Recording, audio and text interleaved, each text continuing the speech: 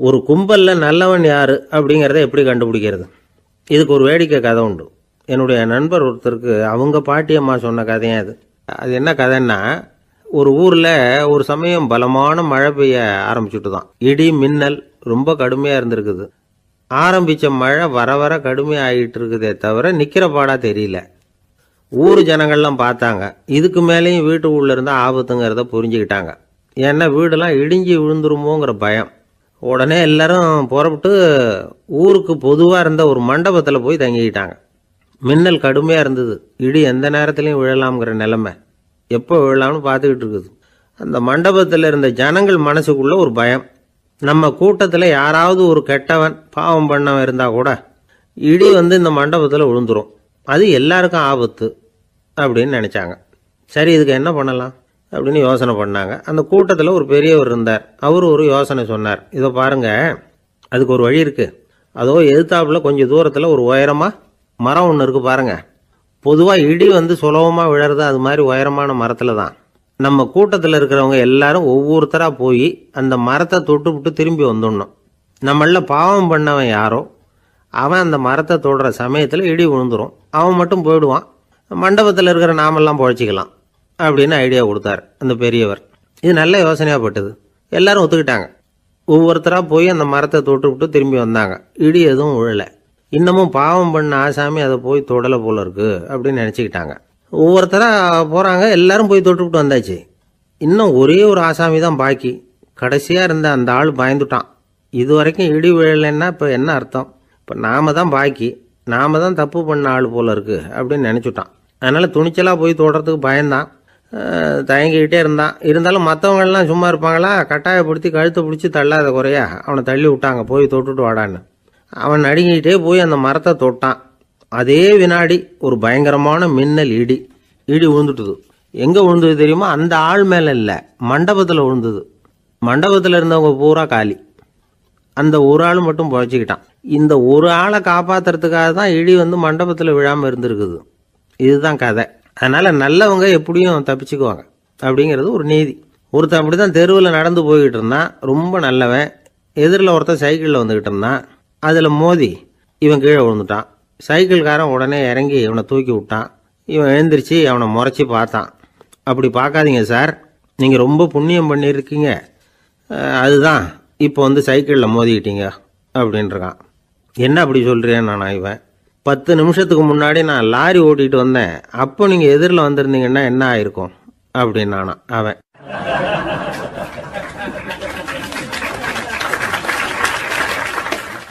ஒரு பெரிய அரசன் இந்த உலகம் பூராவையும் ஆண்டுகிட்டு இருந்தான்.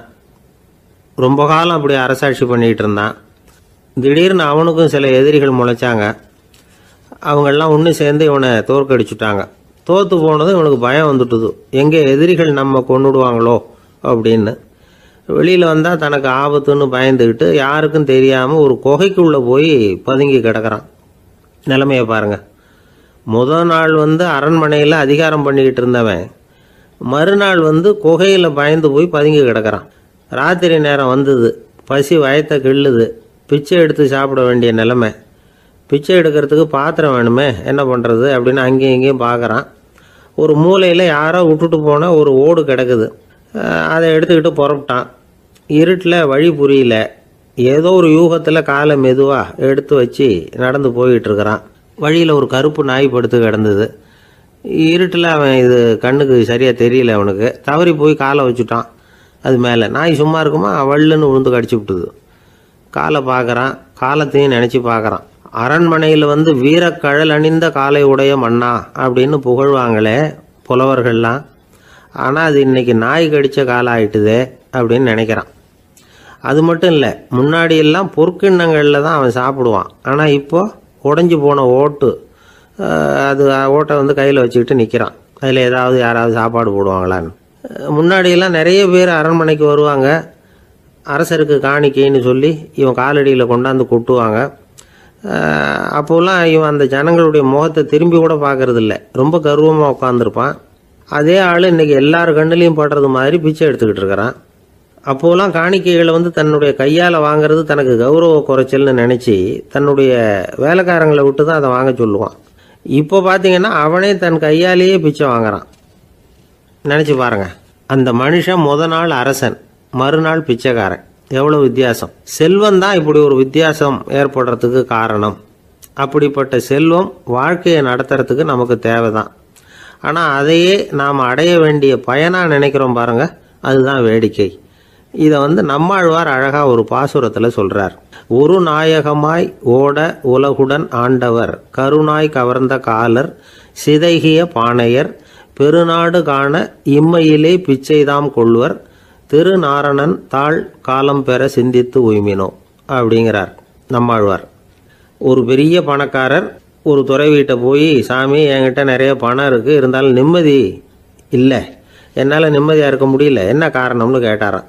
உடனே அந்த துறவி இதுக்கு நேரடியாக பதில் சொல்லாமல் பக்கத்தில் நின்றுக்கிட்டு இருந்த ஒரு குழந்தைய கூப்பிட்டார். அது ஓடியாந்தது. ஒரு ஆப்பிள் பழத்தை எடுத்து அது கையில் கொடுத்தார். அதை வாங்கிக்கிட்டு குழந்தை சிரிச்சுது. இன்னொரு பழத்தை எடுத்து கொடுத்தார். அதை இன்னொரு கையில் வாங்கிட்டு சிரிச்சுது. மூணாவது ஆப்பிள் எடுத்து கொடுத்தார். 2 பழத்தையும் நெஞ்சில் அணைச்சிக்கிட்டு 3வது பழத்தையும் வாங்கிறதுக்கு முயற்சி பண்ணிச்சு. ஆனால் அது உடனே நழுவி கீழே விழுந்து உருண்டு ஓடிச்சு. ஏற்கனவே இருந்ததும் விழுந்துட்டுது. இப்போ அந்த குழந்தை அழ ஆரம்பிச்சுட்டுது. இப்போ அந்த துறவி பணக்காரர்கிட்ட சொன்னாராம், குழந்தைய கவனிச்சியா, 2 ஆப்பிள் போதும்னு அது நினச்சிருந்தா இப்போ அது அழ வேண்டிய அவசியம் வந்திருக்குமா அப்படின்னாராம். எதுவுமே அளவுக்கு மிஞ்சினா துன்பந்தான். இந்த காலத்தில் இதெல்லாம் யார் காதில் வாங்குறாங்க? ஒருத்தனை நல்ல வழிக்கு கொண்டு வரணும்னு நினச்சி அவனை கூப்பிட்டு உட்கார வச்சு இந்த கதையை சொல்லிகிட்டு இருந்தாங்க. சொல்லிவிட்டு அந்த குழந்தை செஞ்சது தப்பு தானே அப்படின்னு கேட்டிருக்கிறாங்க. ஆமாம், தப்பு தான், நானாக இருந்தால் அப்படி செஞ்சுருக்க மாட்டேன் நானா இவன். 2 பழமே போதும்னு சொல்லியிருப்பியா அப்படின்னு கேட்டிருக்காங்க. அப்படி இல்லைங்க, அவர் கொடுக்க கொடுக்க ஒவ்வொரு பழமாக வாங்கி பின்னாடி வச்சுட்டு மறுபடியும் கையை நீட்டுவேன் அப்படிங்கிறானா. இவெல்லாம் எந்த காலத்தில் திருந்துறது?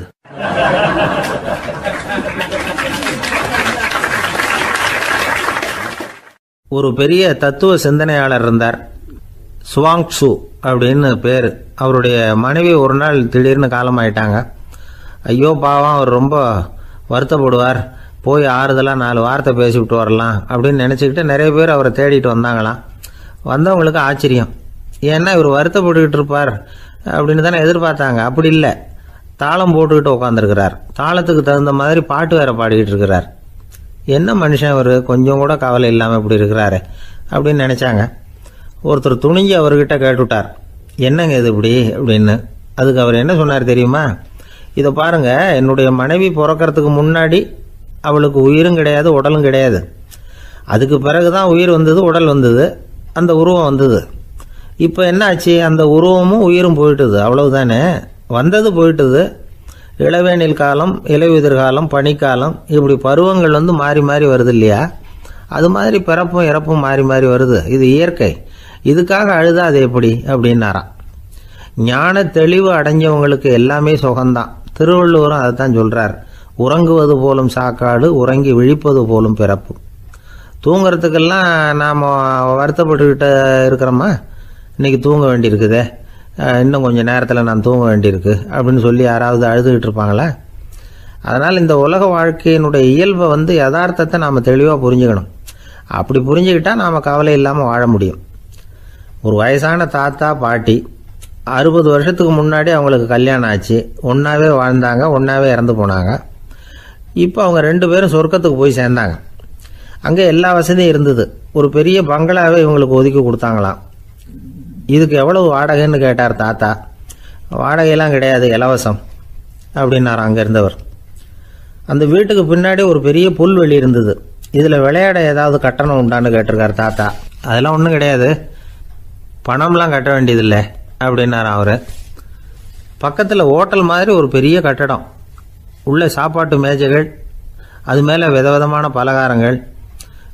சாப்பாட்டுக்கெல்லாம் எவ்வளவு அப்படின்னு விசாரிச்சாராம் தாத்தா. அதுதான் சொன்னேனே, இங்கே எல்லாமே இலவசம்தான், எது வேணும்னாலும் சாப்பிட்லாம், எவ்வளவு வேணும்னாலும் சாப்பிட்லாம் அப்படின்னாராம். நீங்கள் சொல்கிறீங்க அப்படி, ஆனால் நான் சர்க்கரை சேர்த்துக்கக்கூடாது, உப்பு சேர்த்துக்கக்கூடாது, பாட்டி கையால் எப்பவும் பத்திய சாப்பாடு தான் அப்படின்னாராம் தாத்தா. இதை பாருங்கள், இங்கே உங்களுக்கு அந்த கவலையும் வேண்டியதில்லை. இங்கே நீங்கள் ஸ்வீட்டு சாப்பிட்லாம், காரம் சாப்பிட்லாம், உங்களுக்கு எந்த நோயும் வராது அப்படின்னாராம் அங்கே சொர்க்கத்தில் இருந்தவர். இதை கேட்ட உடனே அந்த தாத்தா பக்கத்தில் நின்ன பாட்டியை பார்த்து கத்தினாராம், அடி பாவி, எல்லாத்தையும் கெடுத்துட்டியே, நீ எனக்கு பத்திய சாப்பாடு போடாமல் கண்டதை திங்க விட்டுருந்தா 10 வருஷத்துக்கு முன்னாடியே நான் இங்கே வந்து சேர்ந்துருப்பேனே அப்படின்னாராம்.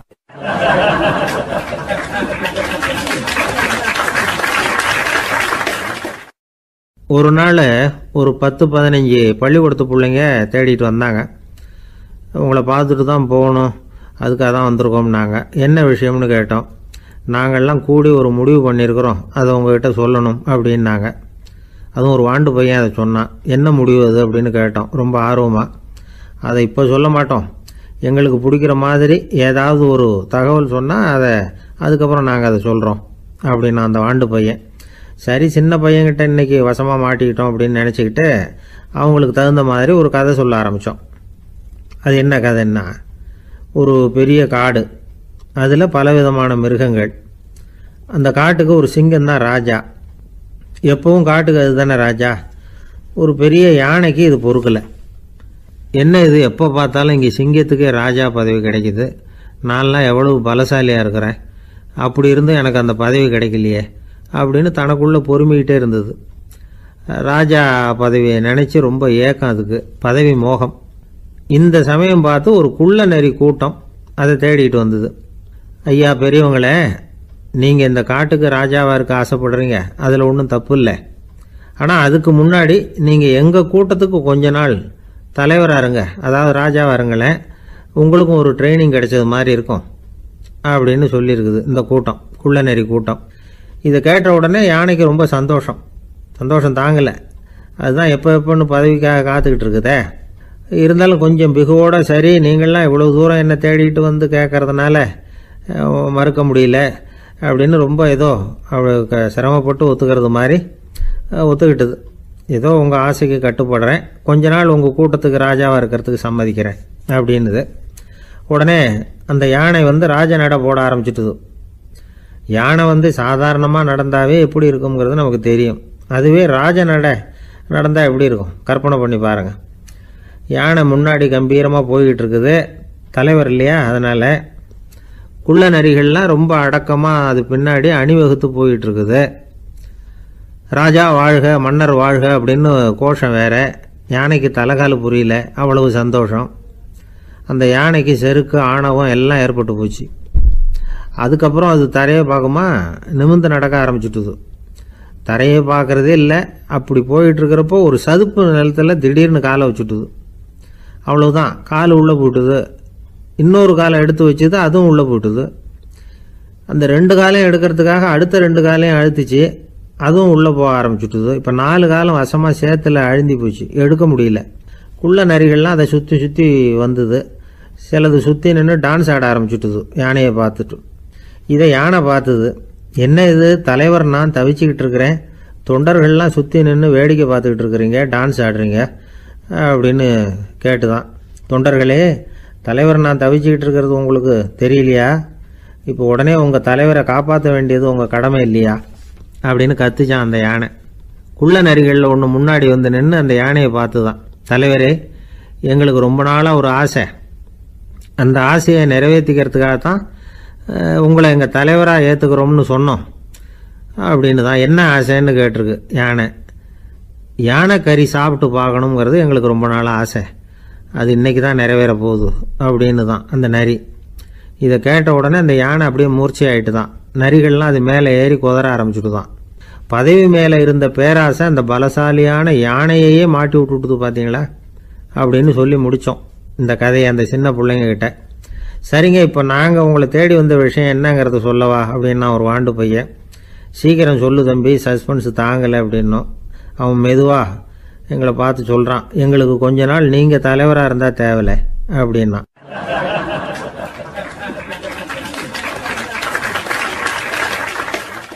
ஒரு காட்டில் ஒரு முனிவர் இருந்தார். ஒரு நாள் அவரை தேடிட்டு 4 பேர் வந்தாங்க. சுவாமி, எங்களுக்கு ரொம்ப நாளாக ஒரு சந்தேகம்னாங்க. என்னன்னு கேட்டார். இந்த உலகத்தில் எவ்வளவோ காரியங்கள் நடக்குது, எது நியாயம் எது அநியாயம் அப்படின்னு புரிஞ்சிக்க முடியலன்னாங்க. அது யாராலையும் புரிஞ்சிக்க முடியாதுன்னார் முனிவர். வந்தவங்களுக்கு ஆச்சரியமாக போச்சு, ஒரு மாதிரியாக பார்த்தாங்க. இதை முனிவர் கவனிச்சார். சரி புறப்படுங்க என்னோடன்னார். எங்கன்னு கேட்டாங்க. இப்போ உங்கள் 4 பேரையும் ஒரு புஷ்பக விமானத்தில் அழைச்சிட்டு போகிறேன்.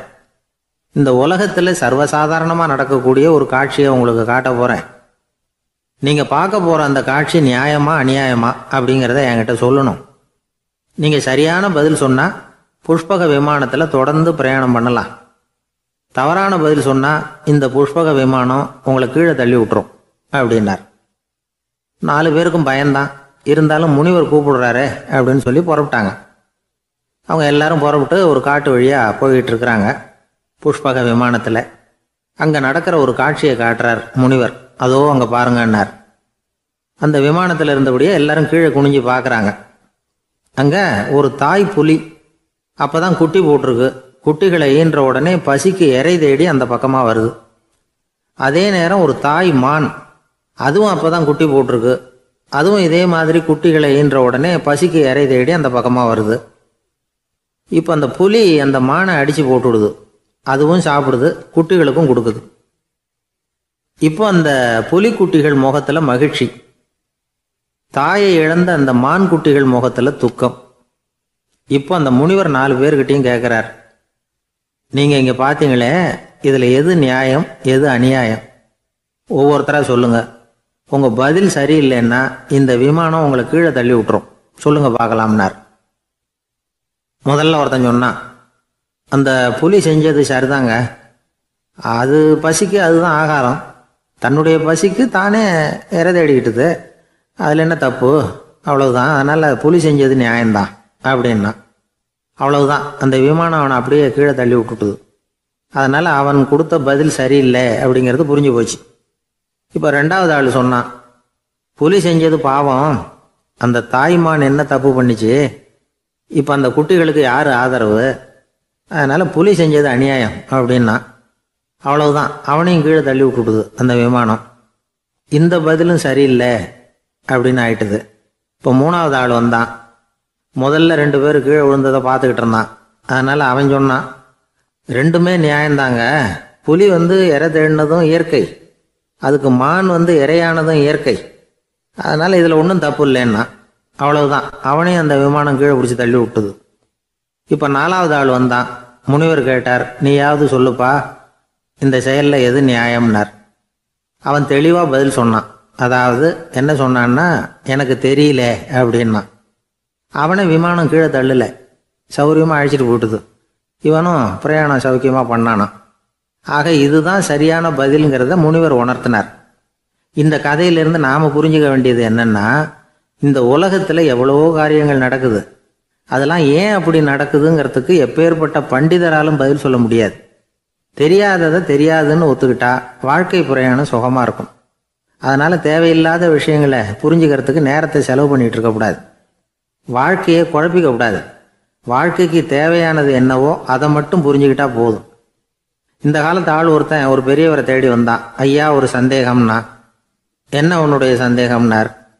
பகுத்தறிவுன்னா என்ன, விதின்னா என்ன அப்படின்னு கேட்டான். இதுக்கு அவர், இப்போ உன்னுடைய வலது காலை தூக்குன்னார். தூக்கினான். சரி, இப்போ உன்னுடைய வலது காலை கீழே இறக்காம உன்னுடைய இடது காலையும் தூக்குன்னார். தூக்கினான். பொத்துன்னு கீழே விழுந்துட்டான். பெரியவர் சொன்னார், உன்னால் ஒரு காலை தூக்க முடிஞ்சுது, அதுதான் பகுத்தறிவு. 2 கால்களையும் ஒரே சமயத்தில் தூக்குனா அடிபடும், அப்படிங்கிறது தான் விதி அப்படின்னு விளக்கம் கொடுத்தார்.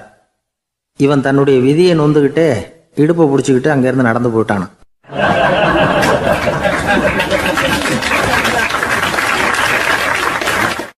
ஒரு ஊரில் ஒரு கோயில் இருந்தது. ரொம்ப பழைய கோயில். உள்ளே போகிறதுக்கே பயமாக இருக்கும். எந்த நேரத்தில் இடிஞ்சு விழுந்துருமோ அப்படிங்கிற பயம். அப்படி இருந்ததுனால யாரும் துணிஞ்சு சாமி கும்பிடுறதுக்கு அங்கே போகிறதில்ல. கோயிலுக்கு வர்ற கூட்டம் கொஞ்சம் கொஞ்சமாக குறைய ஆரம்பிச்சுட்டுது. கோயில் நிர்வாகிகள் எல்லாரும் கூடி உட்காந்து பேசினாங்க. என்ன பண்ணலாம்னு யோசனை பண்ணாங்க. எந்த இடம் மோசமாக இருக்கோ அந்த இடத்த பழுது பார்த்தாங்க. அங்கே எங்கே வர்ணத்தை பூசி கொஞ்சம் அழகுபடுத்தி பார்த்தாங்க. ஏதோ இந்த ஊரில் கோயில்னு ஒன்று இருக்குது, அது மக்களுக்கு தெரியணும் அப்படிங்கிறதுக்காகத்தான் இப்படிலாம் பண்ணாங்க. இருந்தாலும் கோவில் இருக்கிற நிலைமை மக்களுக்கு தெரியும். அதனால் அங்கே வர்றது குறைச்சிக்கிட்டாங்க அவங்க. ஒரு கட்டத்தில் யாருமே வர்றதில்லை. நிலைமை அந்த அளவுக்கு ஆயிட்டுது. மறுபடியும் கோவில் நிர்வாகிகள் கூட்டம் நடந்தது. இந்த கூட்டம் கூட கோயிலுக்கு உள்ளே நடக்கலை, இடிஞ்சு விழுந்துருமோங்கிற பயம். அதனால் வெளியில தான் உட்காந்து கூட்டத்தை நடத்தினாங்க. ஏன்னா உள்ளே போகிறதுக்கு அவங்களுக்கும் துணிச்சல் கிடையாது. எந்த நேரமும் விழுந்துரும் போல் இருந்தது அது. அது வழியாக போகிறவங்க கூட வேகமாக அந்த இடத்த கடந்து போக ஆரம்பிச்சிட்டாங்க. கோவில் நிர்வாகிகள் வெளியில் உட்காந்து கூட்டம் போட்டாங்க இல்லையா, அந்த கூட்டத்தில் 4 தீர்மானங்களை நிறைவேற்றினாங்க. அது என்ன 4 தீர்மானம்னா, முதல் தீர்மானம், இந்த கோவிலை இடிப்பது அப்படிங்கிற முடிவை இந்த கமிட்டி மிகவும் வருத்தத்துடன் ஏற்றுக்கொள்ளுகிறது அப்படின்னு நிறைவேற்றினாங்க. இதுக்கு பதிலாக இன்னொரு கோவிலை உடனடியாக கட்டி முடிச்சுடணுங்கிறது 2வது தீர்மானம். 3வது தீர்மானம் என்ன தெரியுமா? பழைய கோவிலின் கதவுகள், அதிலிருந்து பிரித்து எடுக்கிற செங்கல், இதையே புது கோவில் கட்டுவதற்கு பயன்படுத்தி கொள்ள வேண்டியது. பழைய கோவில் இருந்த மாதிரியே அதே வடிவத்தில் புது கோவிலையும் கட்ட வேண்டியது. பழைய கோவிலின் அஸ்திவாரத்தை அப்படியே வச்சுக்கிட்டு அதுக்கு மேலே நாம் கோவிலை கட்டிக்க வேண்டியது. இதுதான் 3வது தீர்மானம். இதையும் கமிட்டி முழு மனசோடு ஏற்றுக்கிட்டது. இது வரைக்கும் சரி. இப்போ அந்த கமிட்டி 4வதாக ஒரு முக்கியமான தீர்மானத்தை கொண்டுகிட்டு வந்து அதையும் ஏகமனதாக நிறைவேற்றி விட்டது. அது என்ன தீர்மானம்னா, புதிய கோவில் கட்டி முடிக்கிற வரைக்கும் பழைய கோவிலை இடிக்கிறதில்லை அப்படிங்கிற தீர்மானம். எப்படி இருக்குது பாருங்க இது. பழசை இடிக்காத வரையில் அதே இடத்துல புதுசாக எப்படி கட்ட முடியும்? பல விஷயங்களில் நாம் நடந்துக்கிற முறையும் இப்படி தான் இருக்குதான். வாழ்க்கையில் முன்னேறணும்னு ஆசைப்படுவோம். அதே நேரத்தில் அந்த முன்னேற்றத்துக்கு எது தடையாக இருக்கோ அதை விட்டு விடுறதுக்கும் மனசு வராது. வெளிநாட்டில் ஒரு பெரிய விருந்து நடந்துக்கிட்டு இருந்துதான். எல்லாரும் மது கோப்பையும் கையுமா அலைஞ்சிக்கிட்டு இருக்கிறாங்க. ஒருத்தர் மட்டும் கையில் எதுவும் இல்லாமல் ரொம்ப நல்ல பிள்ளையா சாதுவா ஒரு ஓரமாக தனியாக உட்காந்துருக்கிறார். அவர்கிட்ட நெருங்கி வாங்க மது சாப்பிடலாம் அப்படின்னு கூப்பிட்டாங்களாம். என்னை வற்புறுத்தாதீங்க, நான் என் மனசுக்குள்ள உறுதியாக தீர்மானம் பண்ணிவிட்டேன் அப்படின்னாராம். என்ன தீர்மானம் பண்ணியிருக்கீங்க அப்படின்னு கேட்டிருக்காங்க. ஏற்கனவே முழு போதையில் இருக்கும் பொழுது மறுபடியும் மது கோப்பையை தொடரதில்லை அப்படின்னு தீர்மானம் பண்ணியிருக்கேன் அப்படின்னாராம்.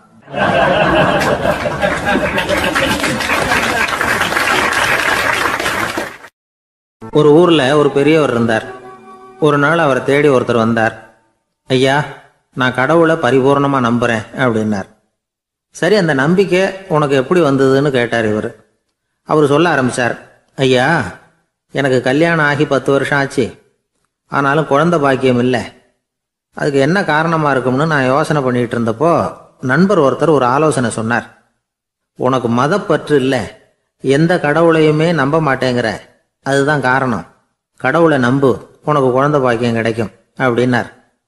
அவர் அப்படி சொன்னாரே தவிர எனக்கு சந்தேகம்தான். இருந்தாலும் அவர் சொன்னபடியும் நடந்து தான் பார்ப்போமே அப்படின்னு முடிவு பண்ணேன். கடவுளை நம்ப ஆரம்பித்தேன். அந்த வருஷமே அழகான ஆண் குழந்தை பிறந்தது. எல்லாம் இறைவன் அருள் அப்படின்னார். இவர் இப்படி சொன்னதை கேட்டதும் அந்த பெரியவர் சொன்னார், நீ சொல்கிறதெல்லாம் சரிதான். இருந்தாலும் இந்த காலத்தில் எந்த ஒரு காரியமாக இருந்தாலும் அதை சோதனை செஞ்சு பார்த்துட்டு தான் ஒரு முடிவுக்கு வந்து சேர முடியும். அறிவுபூர்வமான முடிவு அதுவாக தான் இருக்கும். அறிவியல் சோதனைகள் அப்படித்தான். ஒரு குறிப்பிட்ட விஷயத்தை பற்றி எத்தனை தடவை சோதனை பண்ணாலும் ஒரே முடிவு தான் கிடைக்கணும். அதுதான் சரியாக இருக்கும். அதனால் இப்போ மறுபடியும் ஒரு சோதனைன்னார். என்ன செய்யணும் அப்படின்னு கேட்டார் இவர். கடவுள்கிட்ட ஒரு பெண் குழந்தை வேணும்னு கேளு. முதல்ல ஆண் குழந்தையை கொடுத்தது மாதிரியே இப்போ ஒரு பெண் குழந்தையையும் கொடுக்குறாரா பார்க்கலாம் அப்படின்னார். சரின்னு சொல்லி இவர் அதே மாதிரி முயற்சி பண்ணினார். அதுக்கப்புறம் அவர் இந்த பெரியவர்கிட்ட வரவே இல்லை. கொஞ்ச காலம் கழித்து இவரே அவரை தேடிக்கிட்டு போய் கதவை தட்டினார். அவர் கதவை திறந்தார். என்ன ஆச்சு, கடவுள் கண் திறந்தாரா அப்படின்னு கேட்டார். அவர், அந்த சமாச்சாரம்லாம் நமக்கு வேணாம் சார். முதல் தடவை அது ஏதோ தற்செயலாக ஏற்பட்ட ஒரு சாதகம். இப்போ நீங்கள் 2வது தடவை சொன்ன பிறகு தினமும் கடவுளை வேண்டிக்கிட்டு தான் இருக்கிறேன், ஒன்றும் நடக்கலை அப்படின்னார் ரொம்ப விரக்தியாக. ஒரே ஒரு தோல்வியில் உங்கள் நம்பிக்கையெல்லாம் பறந்து போயிடுது பார்த்தீங்களா அப்படின்னார் அந்த பெரியவர்.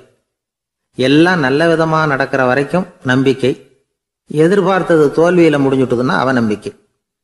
மற்றவர்கள் பேரில் வைக்கிற நம்பிக்கை எந்த நேரத்திலையும் விவகாரமாகி விடக்கூடிய சாத்தியம் உண்டு. நாம் நம்பிக்கை வைக்க வேண்டியது நம்ம கிட்ட தான், நமக்குள்ளே இருக்கிறார் கடவுள். எனவே நம்ம பேரில் நாம் வைக்கிற நம்பிக்கை தான் உண்மையான கடவுள் பக்தி. நிபந்தனையற்ற நம்பிக்கையாக அது இருக்கணும். எல்லாம் நல்லபடியாக நடந்துக்கிட்டு இருந்தால் எந்த முட்டாளுக்கும் நம்பிக்கை வரத்தான் செய்யும் அப்படிங்கிறது ஒரு பெரியவர் கருத்து. தியானத்தின் மூலமாக தான் உனக்குள்ள ஆழமாக தோண்டுனா உன்னுடைய அடி ஆழத்தில் நம்பிக்கை அப்படி ஊற்றெடுக்கும், அதை பார்க்க முடியும் அப்படிங்கிறது பெரியவர்கள் சிந்தனை. ஒரு குழந்தை அப்பாவை பார்த்து என்னப்பா பண்ணுறேன்னு கேட்டுதான். பிரார்த்தனை பண்ணிட்டு இருக்கிறேன்னாராம் அப்பா. பிரார்த்தனை பண்ணுனா என்ன கிடைக்கும் அப்படின்னு கேட்டுதான் குழந்தை. எல்லாம் கிடைக்கும் அப்படின்னாராம் அப்பா. நீ வச்சிருக்கிறிய பேனா அது கூட கிடைக்குமான்னு கேட்டுதான் குழந்தை. கிடைக்குமேன்னு இருக்கார். அப்படின்னா அந்த பேனாவை என்கிட்ட கொடுத்துரு, நீ பிரார்த்தனை பண்ணி வேற பேனா வாங்கிக்கோ அப்படின்னு தான் அந்த குழந்தை.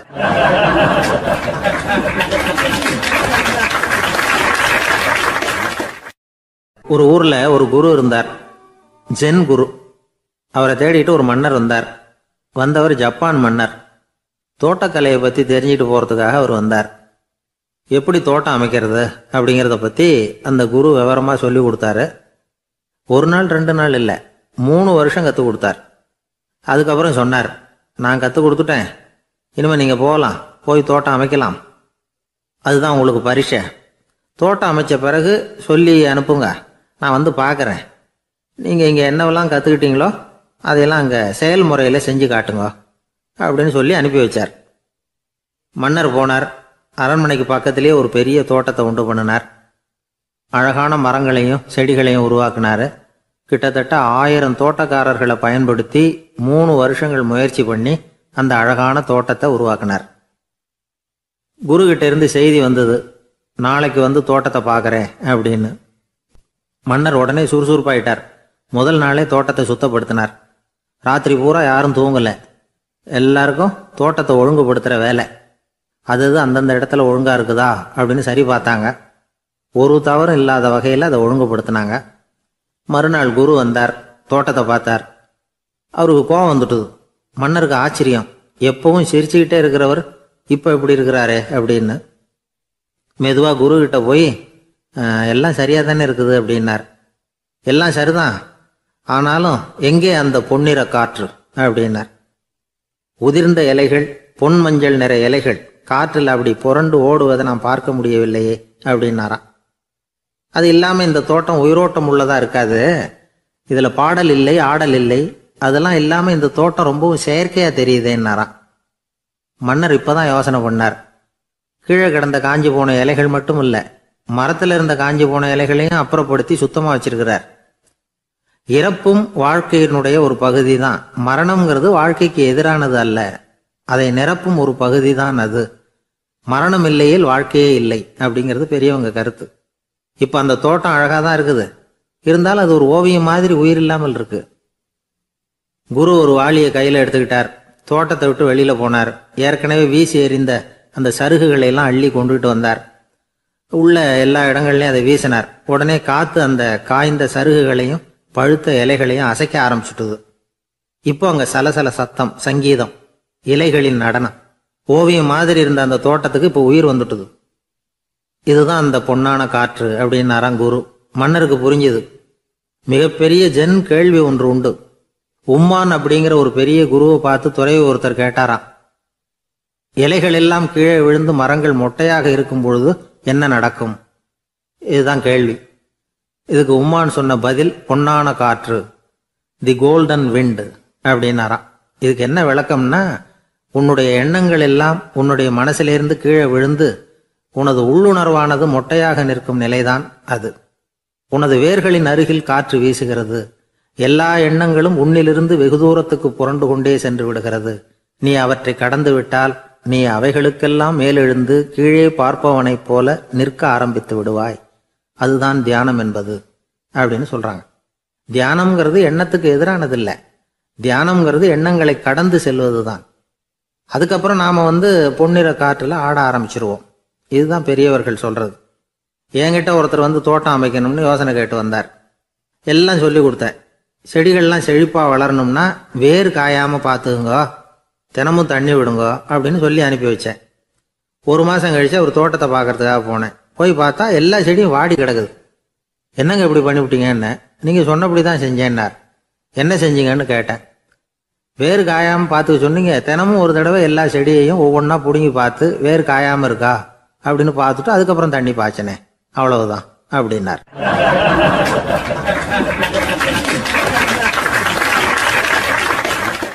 ஒரு வயசான பாட்டியும் தாத்தாவும் ஒரு பூங்காவில் உட்காந்து பேசிக்கிட்டு இருக்கிறாங்க. அவங்களுக்கு கல்யாணம் ஆகி 53 வருஷம் ஆச்சு. பிள்ளைங்கள்லாம் படித்து பெரிய பெரிய வேலையில் இருக்கிறாங்க. பேரன் பேத்திகளும் நல்ல நிலைமையில் இருக்கிறாங்க. இந்த தாத்தாவும் பாட்டியும் சிரித்து பேசிக்கிட்டு இருந்ததை ஒரு பெரியவர் பார்த்தார். அவருக்கு ஆச்சரியமாக இருந்தது.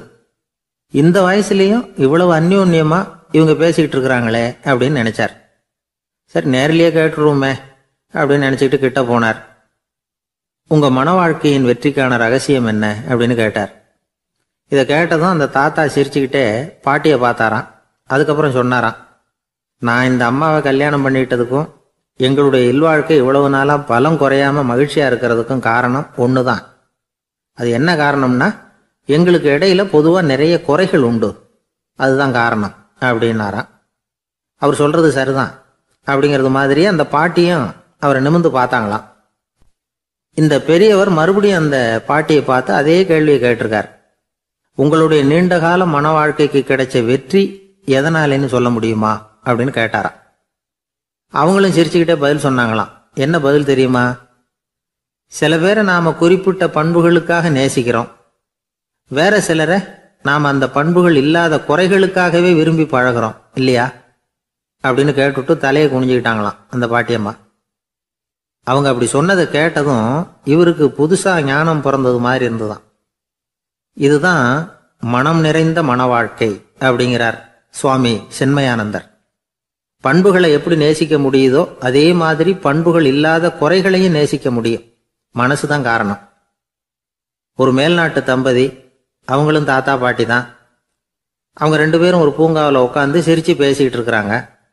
அதை ஒருத்தர் பார்த்தார். அவருக்கு ஆச்சரியம், இவ்வளவு காலம் ஆகி இந்த வயசுலேயும் இப்படி அன்பாக பேசிக்கிட்டு இருக்கிறாங்களே அப்படிங்கிற ஆச்சரியம். கிட்ட நெருங்கி போனார். கேட்டார், ஏன் தாத்தா உங்களுக்கு கல்யாணம் ஆகி எவ்வளோ வருஷம் ஆச்சுன்னார். 55 வருஷம் ஆச்சுன்னாராம் அவர். இன்னமும் இவ்வளவு சந்தோஷமா இருக்கிறீங்களே, அதுக்கு என்ன காரணம்னு கேட்டிருக்கார். அதுக்கு என்ன காரணம்னா, இது வரைக்கும் எங்களுக்குள்ள சண்டையே வந்ததில்லை அப்படின்னாராம். அது எப்படி முடியும்னு கேட்டிருக்கார் இவர் ஆச்சரியமா.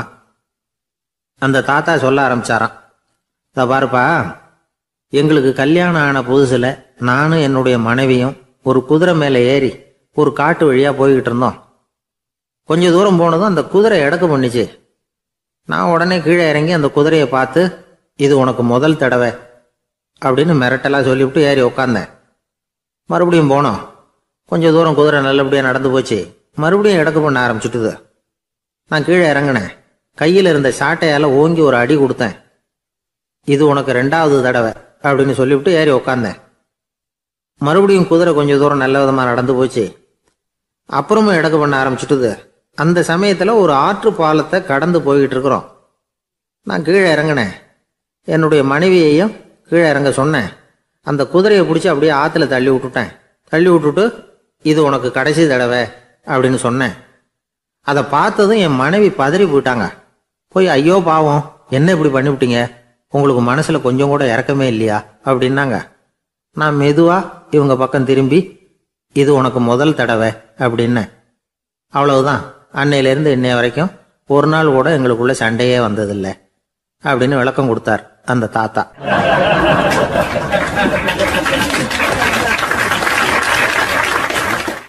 ஒரு ஆள் வேகமாக நடந்து போய்கிட்டு இருந்தான். அவன் வேகமாக நடக்கிறதுக்கு காரணம் வெயில் காலம், காலில் செருப்பு இல்லை, மணல் பாதை, அதுதான் வேகம். காலில் செருப்பும் இல்லாமல் கையில் குடையும் இல்லாமல் அந்த ஆள் வெயிலில் நடந்து போய்கிட்டு இருக்கிறான். அந்த சமயத்தில் இன்னொருத்தன் குதிரை மேலே ஏறி அந்த வழியாக வந்துக்கிட்டு இருக்கிறான். அவன் காலில் செருப்பும் இருந்தது, கையில் குடையும் இருந்தது. நடந்து போய்கிட்டு இருந்தவன் அந்த குதிரை ஆசாமியை பார்த்து கேட்டான், ஐயா, நீங்களும் குதிரை மேலே உட்காந்துக்கிட்டு போய்கிட்டு இருக்கிறீங்க, அப்படி இருக்கிறப்போ உங்களுக்கு அந்த செருப்பு என்னத்துக்கு, அதை எனக்கு கொடுத்து உதவலாமே அப்படின்னா. குதிரை மேலே உட்காந்துருந்தவன் யோசனை பண்ணி பார்த்தான்.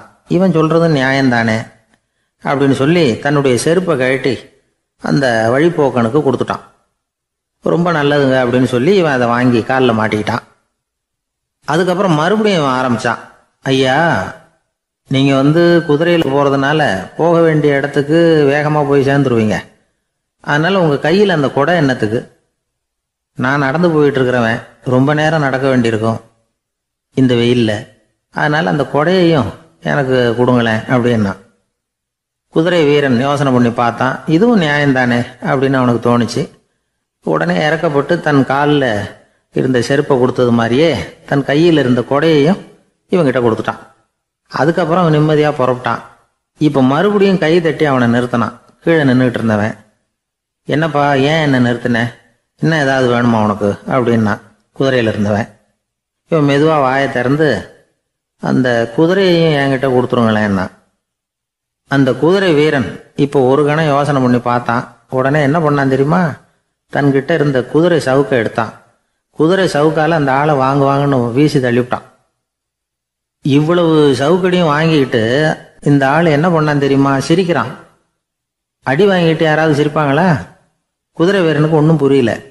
என்னப்பா அது, ஏன் இப்படி அடி வாங்கிட்டு இப்படி சிரிக்கிறியே அப்படின்னு கேட்டான். இப்போ அந்த வழிபோக்கம் சொல்கிறான், ஐயா நான் இப்படி சிரிக்கிறதுக்கு காரணம் இருக்கு.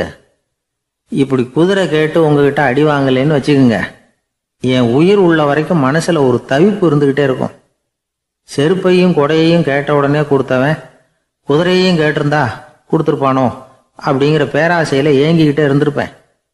இப்போ உங்ககிட்ட அடி வாங்கின பிறகு என்னுடைய அந்த சந்தேகம் தீர்ந்து போச்சு. என்னுடைய ஆசைக்கு எல்லை எது அப்படிங்கிறத எனக்கு புரிஞ்சுட்டுது அப்படின்னு சொல்லிவிட்டு அவன் நடக்க ஆரம்பிச்சுட்டானான். ஆசைக்கும் எல்லை உண்டு அப்படிங்கிறத விளக்கறதுக்காக வாரியார் சுவாமிகள் சொல்கிற கதை இது. இந்த காலத்துலேயும் ஒருத்தன் அது மாதிரி கொடை செருப்போட குதிரையில் போய்கிட்டு இருந்தான். எதிரில் நடந்து வந்தவன், ஐயா உங்கள் கொடையை எனக்கு கொடுங்களேன்னு கேட்டான். உடனே அவன் குதிரையிலேருந்து கீழே குதிச்சு அவனை சாட்டையால் அடிக்க ஆரம்பிச்சிட்டான். இன்னொருத்தர் அந்த வழியாக வந்தவர் இதை பார்த்தார். ஏன்பா அவன் கேட்டான், உன்னால் முடியலன்னா இல்லைன்னு சொல்லிட வேண்டியது தானே, அதுக்காக ஏன் இப்படி அவனை போட்டு அடிக்கிறேன்னு கேட்டார். உங்களுக்கு விவரம் புரியாது சார், காலம் ரொம்ப கெட்டு போச்சு. கேட்டதை கொடுத்தேன்னு வச்சுக்கோங்க, இந்த குதிரையே என்னோடது, அவன் திருடிக்கிட்டு போகிறான் அப்படின்னு என் பேரில் புகார் கொடுக்க ஆரம்பிச்சிருவான் சார் அப்படின்னா. அது எப்படி அவ்வளோ உறுதியாக சொல்கிறேன்னு கேட்டார் அவர். ஏற்கனவே அது மாதிரி ஒருத்தன் பேரில் புகார் கொடுத்துட்டு தான் இந்த குதிரையை நான் தள்ளிட்டு வந்துகிட்டு இருக்கிறேன் அப்படின்னார்.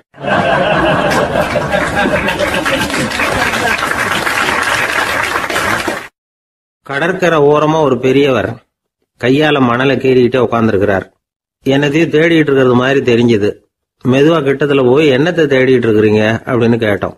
அவரு சாவகாசமா நிமிந்து பார்த்து நிம்மதியை தேடிட்டு இருக்கிறேன்னார். நாங்க ஒரு மாதிரி ஆயிட்டோம். இருந்தாலும் சமாளிச்சுக்கிட்டு, சார் மணல்ல கிழிஞ்சல் தான் கிடைக்கும், நிம்மதி கிடைக்காது அப்படின்னோம். சரி இன்னைக்கு வசமா நம்ம கிட்ட ஒரு ஆள் மாட்டிக்கிட்டார் அப்படின்னு நினைச்சு அவர் பக்கமா போய் உட்காந்துக்கிட்டு கதை சொல்ல ஆரம்பிச்சிட்டோம். ஒரு பெரிய மன்னர் இருந்தார். அவருக்கு எல்லா வசதியும் இருந்தது. இருந்தாலும் ஒரே ஒரு குறை, அது என்னன்னா நிம்மதி இல்லைங்கிற குறை. அரண்மனையில தினமும் கலை நிகழ்ச்சி நாட்டியம் எல்லாம் நடந்துகிட்டு தான் இருந்தது. இருந்தாலும் நிம்மதி இல்லை. சரி நிம்மதி எங்க கிடைக்கும் அப்படின்னு தேட ஆரம்பிச்சார். உடனே அதுக்கான முயற்சிகள்ல தீவிரமா இறங்கினார். நாட்டில் உள்ள தத்துவ மேதைகளை எல்லாம் கூப்பிட்டுட்டு வர சொன்னார். எல்லாரும் வந்து சேர்ந்தாங்க. அவங்கள பார்த்து நிம்மதி எங்க இருக்குது அப்படின்னு விசாரிச்சார். அவங்களுக்கு அது தெரிஞ்சா ஏன் இப்படி ராஜா முன்னாடி வந்து நின்றுட்டு இருக்க போறாங்க? ராஜாவோட கேள்விக்கு ஒவ்வொருத்தரும் ஒவ்வொரு மாதிரி விளக்கம் கொடுக்க ஆரம்பிச்சிட்டாங்க. எந்த பதிலும் ராஜாவுக்கு திருப்தி அளிக்கக்கூடிய அளவுக்கு இல்லை. சரி போயிட்டு வாங்கன்னு சொல்லி அவங்கள எல்லாம் அனுப்பி வச்சுட்டார். ஒரு நாள் அவர் மாளிகையில உப்பருகையில நின்றுட்டு இருக்கிறார். அந்த சமயத்துல தெருவுல ஒரு பிச்சைக்காரன் ரொம்ப உல்லாசமா பாட்டு பாடிக்கிட்டே போய்கிட்டு இருக்கிறான். குரல்ல ஒரு சந்தோஷம், நடையில ஒரு மிடுக்கு. அவன்கிட்ட கொஞ்சம் கூட கவலை இருக்கிறதா தெரியல. உடனே ராஜா அதை பார்த்தார். ஏவலாளிகளை கைதட்டி கூப்பிட்டார். உடனே ஓடி போய் அந்த பிச்சைக்காரனை இங்க அழைச்சிட்டு வாங்கன்னு உத்தரவு போட்டார். இவங்க உடனே ஓடி போய் அவனை கூப்பிட்டாங்க. அரண்மனைக்கு வாழ்ந்தாங்க. அவன் வரல. அரண்மனைக்குள்ள அடி எடுத்து வைக்க மாட்டேன்னு சொல்லிவிட்டான். ராஜா கிட்ட விஷயத்தை சொன்னாங்க. அவருக்கு ரொம்ப ஆச்சரியம், இப்படி ஒரு ஆள் இருக்கிறானா அப்படின்னு. சரி அவன் என்னதான் சொல்றான் அப்படின்னு விசாரிச்சார். இவங்க மறுபடியும் தெருவுக்கு போய் கேட்டாங்க. என்னை பார்க்கணும்னா ராஜா விருப்பப்பட்டாருன்னா அவரை வேணும்னா இங்க வர சொல்லுங்க அப்படின்னு சொல்லிவிட்டான். அதை ராஜா கிட்ட சொன்னாங்க. அவருக்கு கோபம் வரல. இவ்வளவு சுதந்திர உணர்வோடு இருக்கிறவன் சாதாரண ஆளா இருக்க முடியாது அப்படின்னு நினைச்சார். உடனே கிடுகிடுன்னு இறங்கி தெருவுக்கு வந்தார். பிச்சைக்காரங்கிட்ட போனார். நீ கவலைப்படாம சந்தோஷமா பாடிக்கிட்டு போறியே, அது எப்படி முடியுது உன்னால அப்படின்னு கேட்டார். ஏன் அப்படி கேக்குறீங்கன்னா அவன், அதுக்கு இல்ல, எனக்கு அரண்மனையில எவ்வளவோ சுகபோகங்கள்லாம் இருக்கு, இருந்தாலும் நிம்மதி இல்லை, இது ஏன்னு எனக்கு தெரியல. இந்த தேசத்துல உள்ள அறிஞர்களை எல்லாம் கூப்பிட்டு கேட்டு பார்த்துட்டேன், அவங்களுக்கும் தெரியல. உன்னை கேட்டா தெரியும்னு நினைச்சேன், அதனாலதான் சந்திக்கிறதுக்கு ஆசைப்பட்டேன், ஆனா நீ வரமாட்டேன்னுட்டியே அப்படின்னார். பிச்சைக்காரன் கடகடன்னு சிரிக்க ஆரம்பிச்சுட்டான். மகிழ்ச்சிக்கும் உங்களுக்கும் தடையா இருக்கிறது இந்த மாளிகை தான். இதை விட்டுட்டு வெளியில வந்துட்டா நிம்மதி தேடிட்டு வந்துரும்னா. நான் அரசன், எனக்குன்னு கடமைகள் இருக்கு, அதையெல்லாம் விட்டுட்டு எப்படி வர முடியும்னார் ராஜா. ரெண்டும் ஒரே நேரத்துல கிடைக்கணுங்கிறது முடியாத காரியம். உங்க சுகபோகத்துக்கு விலையாதான் உங்க நிம்மதியை கொடுத்துக்கிட்டு இருக்கிறீங்க. என்ன பாருங்க, என்கிட்ட எதுவும் இல்லை, அதனால எதுவும் போயிடுமோங்கிற பயமும் இல்லை, நிம்மதியா இருக்கிறேன் அப்படின்னா அவன்.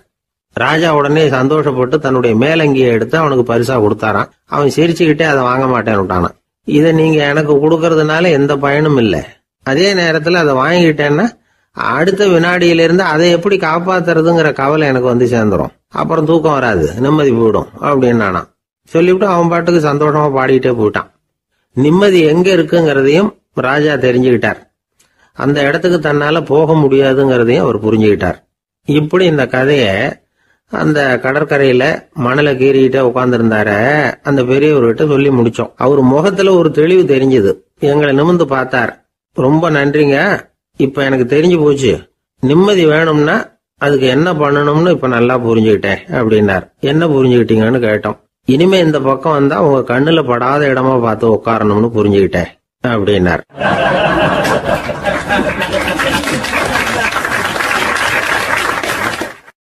ஒரு சன்னியாசி, அவரு ஒரு நாள் ஒரு கனவு கண்டாராம். அந்த கனவுல அவர் சொர்க்கத்துக்கு போறார். அங்க ஒரு பெரிய திருவிழா நடந்துகிட்டு இருக்குது. எங்க பார்த்தாலும் அலங்கார வளைவுகள், வண்ணமயமான விளக்குகள், பாதைகள் பூரா மலர்கள், எல்லா கட்டடங்களும் ஒளிமயம். அவ்வளவு கோலாகலமா பிரம்மாண்டமா அந்த திருவிழா நடந்துகிட்டு இருக்குது. அது என்ன திருவிழாங்கிறது இந்த சன்னியாசிக்கு புரியல. அங்க எதிரில் வந்துகிட்டு இருந்த ஒருத்தரை நிறுத்தி, என்ன விசேஷம் இங்க அப்படின்னு விசாரிச்சாராம். உனக்கு தெரியாத விஷயம், இன்னைக்கு இறைவனுக்கு பிறந்த நாள், அதைத்தான் எல்லாரும் சேர்ந்து கொண்டாடுறோம். இதுக்காக பிரம்மாண்டமான ஊர்வலம் ஒன்று வரப்போகுது, இறைவனே அந்த ஊர்வலத்துல கலந்துகிறார் அப்படின்னார் அவரு. உடனே அந்த சன்னியாசி ஒரு மரத்து நிழல்ல ஒதுங்கி நின்றுகிட்டார். ஊர்வலம் வந்துகிட்டு இருக்குது. முதல்ல ஒரு குதிரை வந்துகிட்டு இருக்கு, அது மேல ஒருத்தர் உட்காந்துருக்கிறார். அவருக்கு பின்னாடி நிறைய பேர் கூட்டமா வந்துகிட்டு இருக்கிறாங்க. இவ்வளவு கூட்டம் இவர் பின்னாடி வருதே, யார் இவரு அப்படின்னு கேட்டார். ஒரு மதத்தின் பெயரை சொல்லி, இவர் அந்த மதத்தின் தலைவர், அவரை பின்பற்றுகிற மக்கள் கூட்டம் பின்னாடி வந்துகிட்டு இருக்குது அப்படின்னு விவரம் சொல்லியிருக்கிறாங்க. இவங்களுக்கு அடுத்தபடியா இன்னொரு குதிரையில ஒருத்தர் வந்துகிட்டு இருக்கிறார். அவருக்கு பின்னாடி ஏகப்பட்ட கூட்டம். இவர் யாருங்க அப்படின்னு கேட்டிருக்காரு சன்னியாசி. அங்க இருக்கிறவங்க விவரம் சொல்லியிருக்கிறாங்க. இன்னொரு மதத்தின் பெயரை சொல்லி, இவர் அந்த மதத்தினுடைய தலைவர், அவர் வழியை பின்பற்றுகிறவர்கள் அவர் பின்னாடி கூட்டமா வந்துகிட்டு இருக்கிறாங்க அப்படின்னு இருக்காங்க. இப்படி ஒவ்வொருத்தரா குதிரை மேல வந்துகிட்டே இருக்கிறாங்க. அவங்கள பின்பற்றியும் ஒவ்வொரு கூட்டம் வந்துகிட்டே இருக்குது. அந்த பெரிய ஊர்வலம் அது பாட்டுக்கு போய்கிட்டு இருக்குது. கடைசியா அது முடிஞ்சது ரொம்ப நேரம் கழிச்சு. அதுக்கப்புறம் கொஞ்ச நேரம் கழிச்சு ஒரு வயசான ஆள் குதிரை மேல வந்துகிட்டு இருக்கிறார். ஆனா அவருக்கு பின்னாடி யாருமே இல்லை. அவர் பரிதாபமா தனியா வந்துகிட்டு இருக்கிறார். அவர் அந்த ஊர்வலத்தை சேர்ந்தவரா இல்லையாங்கிறதே தெரியல. இவர் யாரு, இவர் ஏன் இப்படி தனியா வந்துகிட்டு இருக்கிறார் அப்படின்னு கேட்டிருக்காரு அந்த சன்னியாசி. என்னது இப்படி கேட்குறீங்க, இவர் தான் கடவுள், இவருக்காக தான் இன்னைக்கு இந்த ஊர்வலமே நடக்குது, இவருக்கு தான் இன்னைக்கு பிறந்த நாள், முன்னாடி போகிற ஊர்வலம் பூரா இவருடைய பிறந்த நாளை கொண்டாடுறதுக்காக தான் அப்படின்ட்டு இருக்காங்க. இதை கேட்டதும் அந்த சன்னியாசிக்கு திடுக்குன்னு தூக்கி போட்டிருக்கு. இது வரைக்கும் கனவு கண்டுகிட்டு இருந்தவர் முடிச்சுக்கிட்டார். அதுக்கப்புறம் தான் யோசிச்சு பார்த்துருக்கார். உண்மைதான், மக்கள் எல்லாரும் பக்தி மார்க்கத்தில் போகிறதா நினச்சிக்கிட்டு பாதை மாறி போயிட்டு இருக்கிறாங்க. கடவுளை பின்பற்றுவதாக நினைக்கிறாங்க பக்தர்கள். ஆனால் கடவுளுக்கு பின்னாடி யாருமே இல்லை. இன்னமும் இயல்பா இதை பற்றி யோசிச்சு பார்த்தா, உண்மைக்கு பின்னாடி தான் நான் போய்கிட்டு இருக்கேன் அப்படின்னு நிறைய பேர் சொல்கிறாங்க. ஆனால் அந்த உண்மை அனாதையாக போய்கிட்டு இருக்குது. அப்படி ஆயிட்டுது உலகம். இந்த காலத்துலேயும் ஒரு ஊர்வலம், ஒரு பெரிய மனுஷருக்கு பிறந்த நாள் விழா. அவர் குதிரை மேலே ஏறி முன்னாடி போயிட்டு இருக்கிறார். அவருக்கு பின்னாடி ஒரு 100 பேர் தொண்டர்கள் அவங்க பாட்டுக்கு போகிறாங்க. எல்லாம் பணம் கொடுத்து ஏற்பாடு பண்ணவங்க, எல்லாம் பணம் வாங்கிட்டு முன்னாடி போயிட்டு இருக்கிறாங்க. கொஞ்சம் தூரம் நடந்ததும் கால் வலிக்க ஆரம்பிச்சுட்டுது. ஒவ்வொருத்தரும் அப்படியே ஒதுங்க ஆரம்பிச்சுட்டாங்க. அதான் முன்னாடியே பணம் கிடைச்சிட்டுதே, இனிமேல் ஒதுங்கினா என்னன்னு ஒதுங்கிட்டாங்க. ஒரு கட்டத்தில் குதிரையில் போகிறவர் தற்செயலாக திரும்பி பார்க்குறாரு, பின்னாடி யாருமே இல்லை. எல்லாரும் ஓடி போயிட்டாங்க. ஒரே ஒரு ஆள் மட்டும் ரொம்ப விசுவாசமாக பின்னாடி நடந்து வந்துக்கிட்டு இருந்தான். ஏன்ப்பா நீ மட்டும் வந்துக்கிட்டு இருக்கிறியே, நீ வீட்டுக்கு போகலையான்னு கேட்டிருக்காரு அவர். நீங்கள் அந்த குதிரையையும் அதுக்குள்ள வாடகை பணத்தையும் கொடுத்துட்டீங்கன்னா நானும் போயிடுவேன் அப்படின்னு நானா இந்த ஆள்.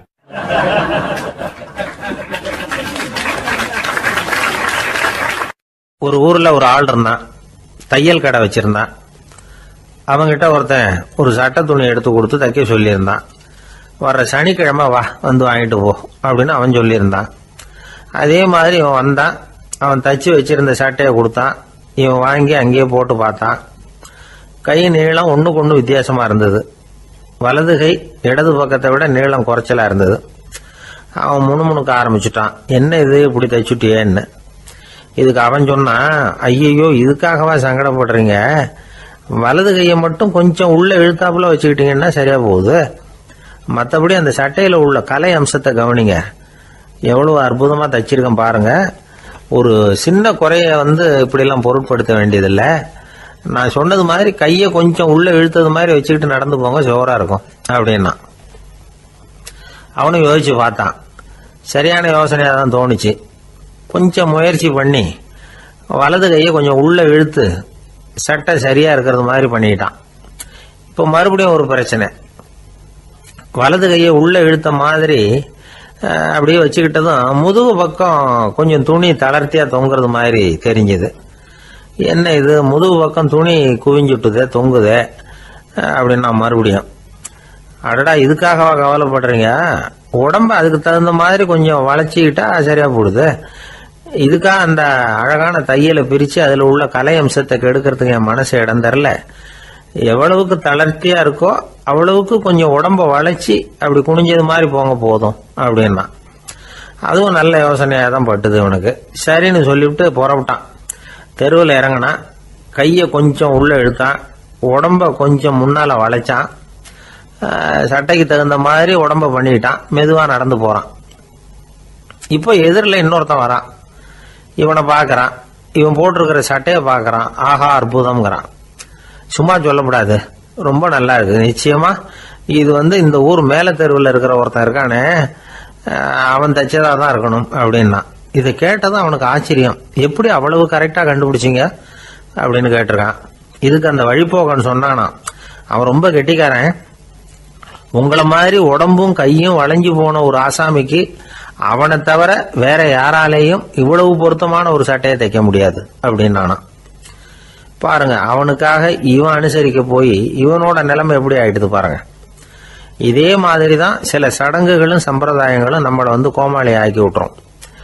எதுவா இருந்தாலும் அதுல அறிவுபூர்வமான அணுகுமுறை அவசியம். ஒரு நர்ஸ் அவசரமா ஓடி டாக்டர் கிட்ட சொல்லிச்சான், டாக்டர் ஒரு தப்பு நடந்து போச்சு, 10ஆம் நம்பர் பெட்ல இருக்கிற பேஷண்ட்டுக்கு காலில் ஆபரேஷன் பண்றதுக்கு பதிலாக கையில் ஆபரேஷன் பண்ணி விட்டீங்க. கை ஆபரேஷன் பண்ணிக்க வேண்டிய ஆள் 7ஆம் நம்பர் பெட்ல இருக்கார் அப்படின்னு தான். அதுக்கு ஒரு பதட்டப்படாம சொன்னாராம், பரவாயில்ல இவரை தூக்கி 7ஆம் நம்பர் பெட்ல போட்டுரு அப்படின்னாராம்.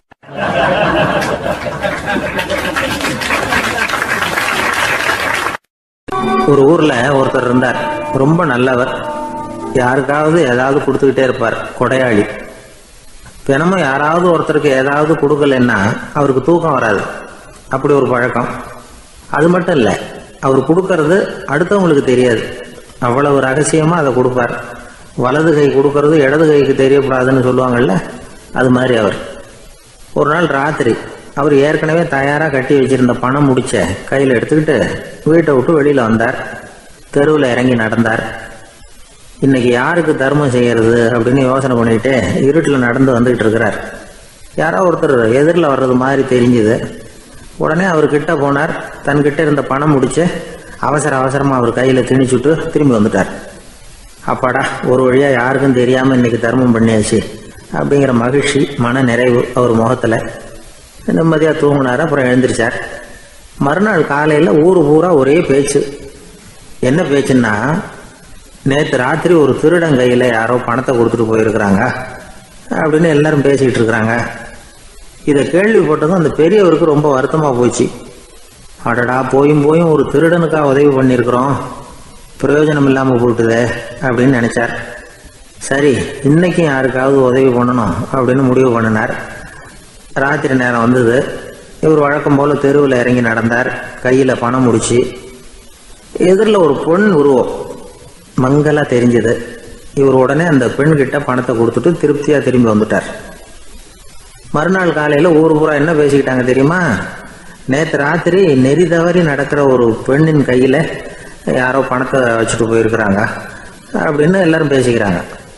அடடா, இன்னைக்கும் தவறுதலா நடந்து போச்சு அப்படின்னு ஒரு வருத்தப்பட்டார்.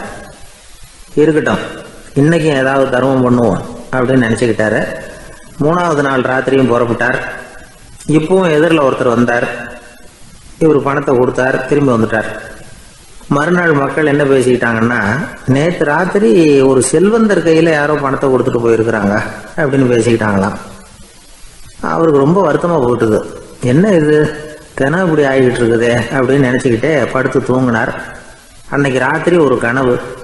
அந்த கனவுல இறைவன் வந்து சொன்னாராம், இதை பாருப்பா, நீ கொடுத்த தர்மம் வீணா போயிடல. உன்கிட்ட பணம் வாங்கின அந்த திருடன் திருந்திட்டான், அந்த பொண்ணும் திருந்திட்டா, அந்த செல்வந்தனும் கொடையாளி ஆயிட்டான், எல்லாருக்கும் உதவி பண்ண ஆரம்பிச்சுட்டான் அப்படின்னு சொன்னாராம். இந்த கதையை சொன்னவர் யாருன்னா நபிகள் நாயகம். இதுல உள்ள கருத்து என்னன்னா, நல்ல மனசோட தர்மம் பண்ணுனா அது வீணா போறதில்லை. இன்னொரு கருத்து, தர்மம் வந்து தன்னை மட்டுமல்ல அடுத்தவங்களையும் தீமையிலிருந்து காப்பாற்றும். இதுதான் நாம புரிஞ்சுக்க வேண்டியது. இந்த காலத்திலையும் இது மாதிரி சில சம்பவங்கள் நடக்கிறது உண்டு. ஒரு பெரியவர் இருட்டில் நடந்து வந்துகிட்டு இருந்தாரு. எதிரில் வந்த ஒருத்தன் வலுக்கட்டாயமா ஒரு கையை பிடிச்சி ஒரு பண முடிப்பை கொடுத்து வச்சுக்க சொல்லிவிட்டு விலகி போயிட்டான். பெரியவருக்கு ஆச்சரியம், இந்த காலத்திலையும் இப்படி வலது கை கொடுக்கறது இடது கைக்கு தெரியக்கூடாதுன்னு நினைக்கிற கொடையாளிகள் உண்டு போல இருக்கு அப்படின்னு யோசனை பண்ணிக்கிட்டே நடந்தார். கொஞ்ச தூரம் போயிருப்பாரு. அதுக்குள்ள அதே ஆள் திரும்பி வந்தான். கொடுத்த பண முடிப்பை திருப்பி கொடுங்க அப்படின்னு கேட்டு வாங்கிட்டான். இவருக்கு ஒன்றும் புரியல. ஏன் இப்படி பண்றேன்னார். அது ஒன்றும் இல்லைங்க, கொஞ்ச நேரம் இதை உங்ககிட்ட கொடுத்து வச்சிருந்தேன், அவ்வளவுதான் அப்படின்னா. ஏன்னு கேட்டார். என்னை பின்னாடி போலீஸ் தேடிக்கிட்டு வந்துகிட்டு இருக்குது, அதுதான் அப்படி பண்ணேன், இப்போ போயிட்டுது, இனிமே ஒன்றும் பயம் இல்லை அப்படின்னு சொல்லிவிட்டு அவன் பாட்டுக்கு நடந்து போறான்.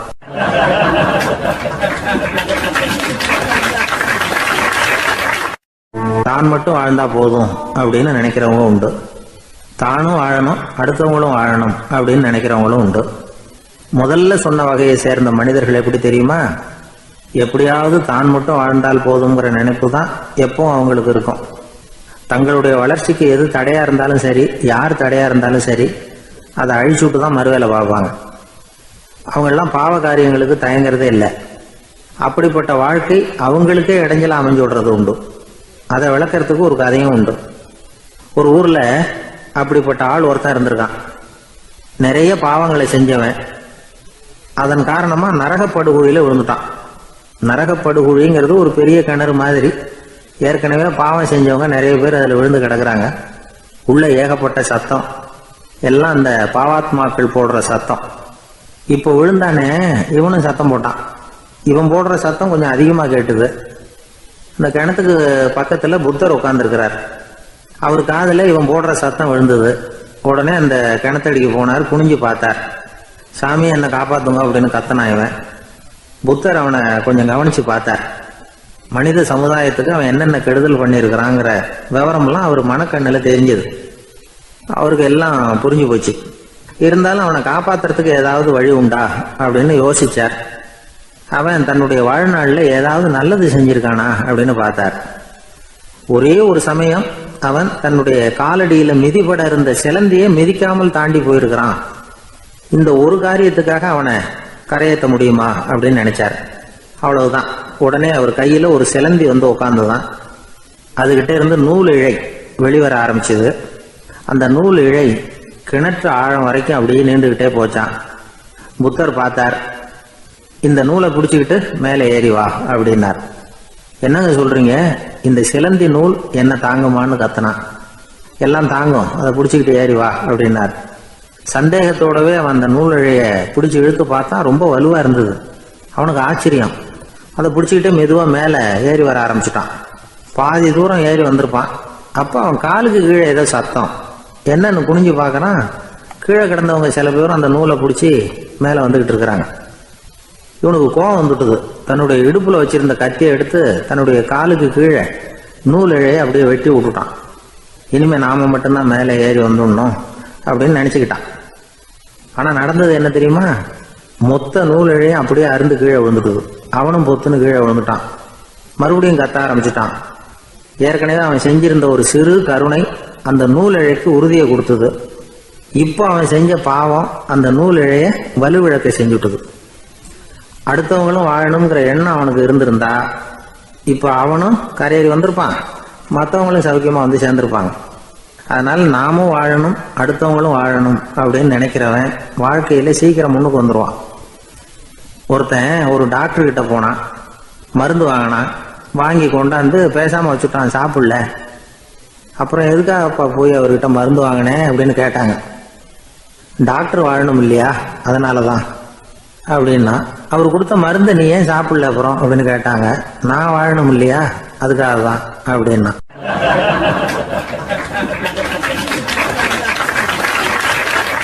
அவர் ஒரு பெரிய குடும்பத்துல பிறந்தவர். இருக்கிற சொத்துக்கள் எல்லாத்தையும் வாரி வழங்கி விட்டு காட்டுக்கு புறப்பட்டார் தவம் செய்யறதுக்காக. இருந்தது ஊராவும் கொடுத்துட்டார். இனிமே எதுவுமே இல்லை கொடுக்கறதுக்கு.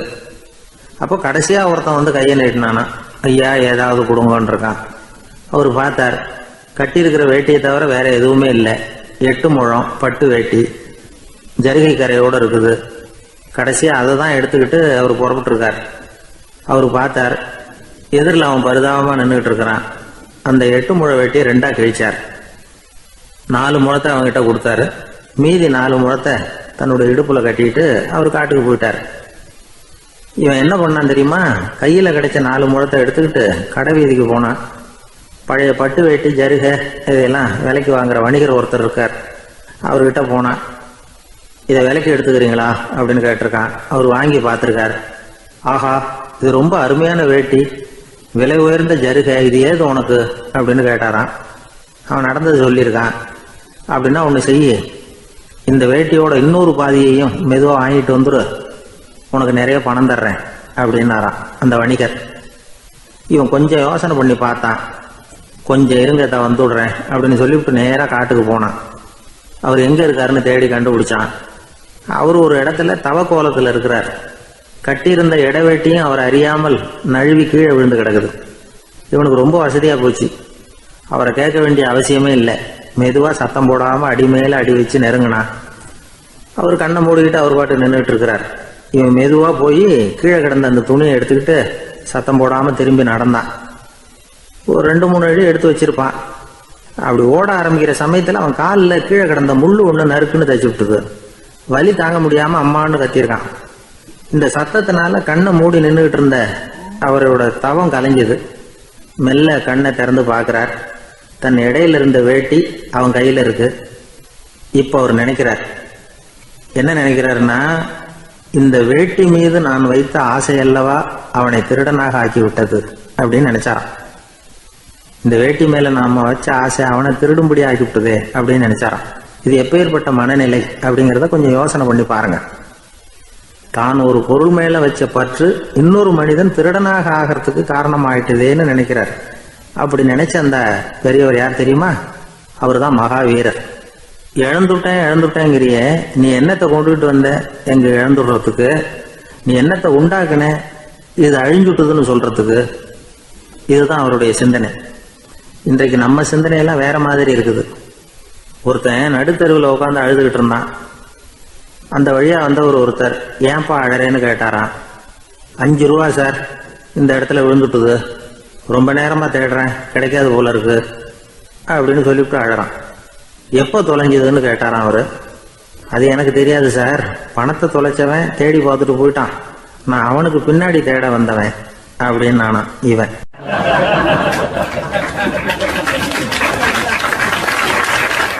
ஒரு ஊர்ல ஒரு ஆள் இருந்தான். அவன் ஒரு நாள் கோயிலுக்கு போனான்.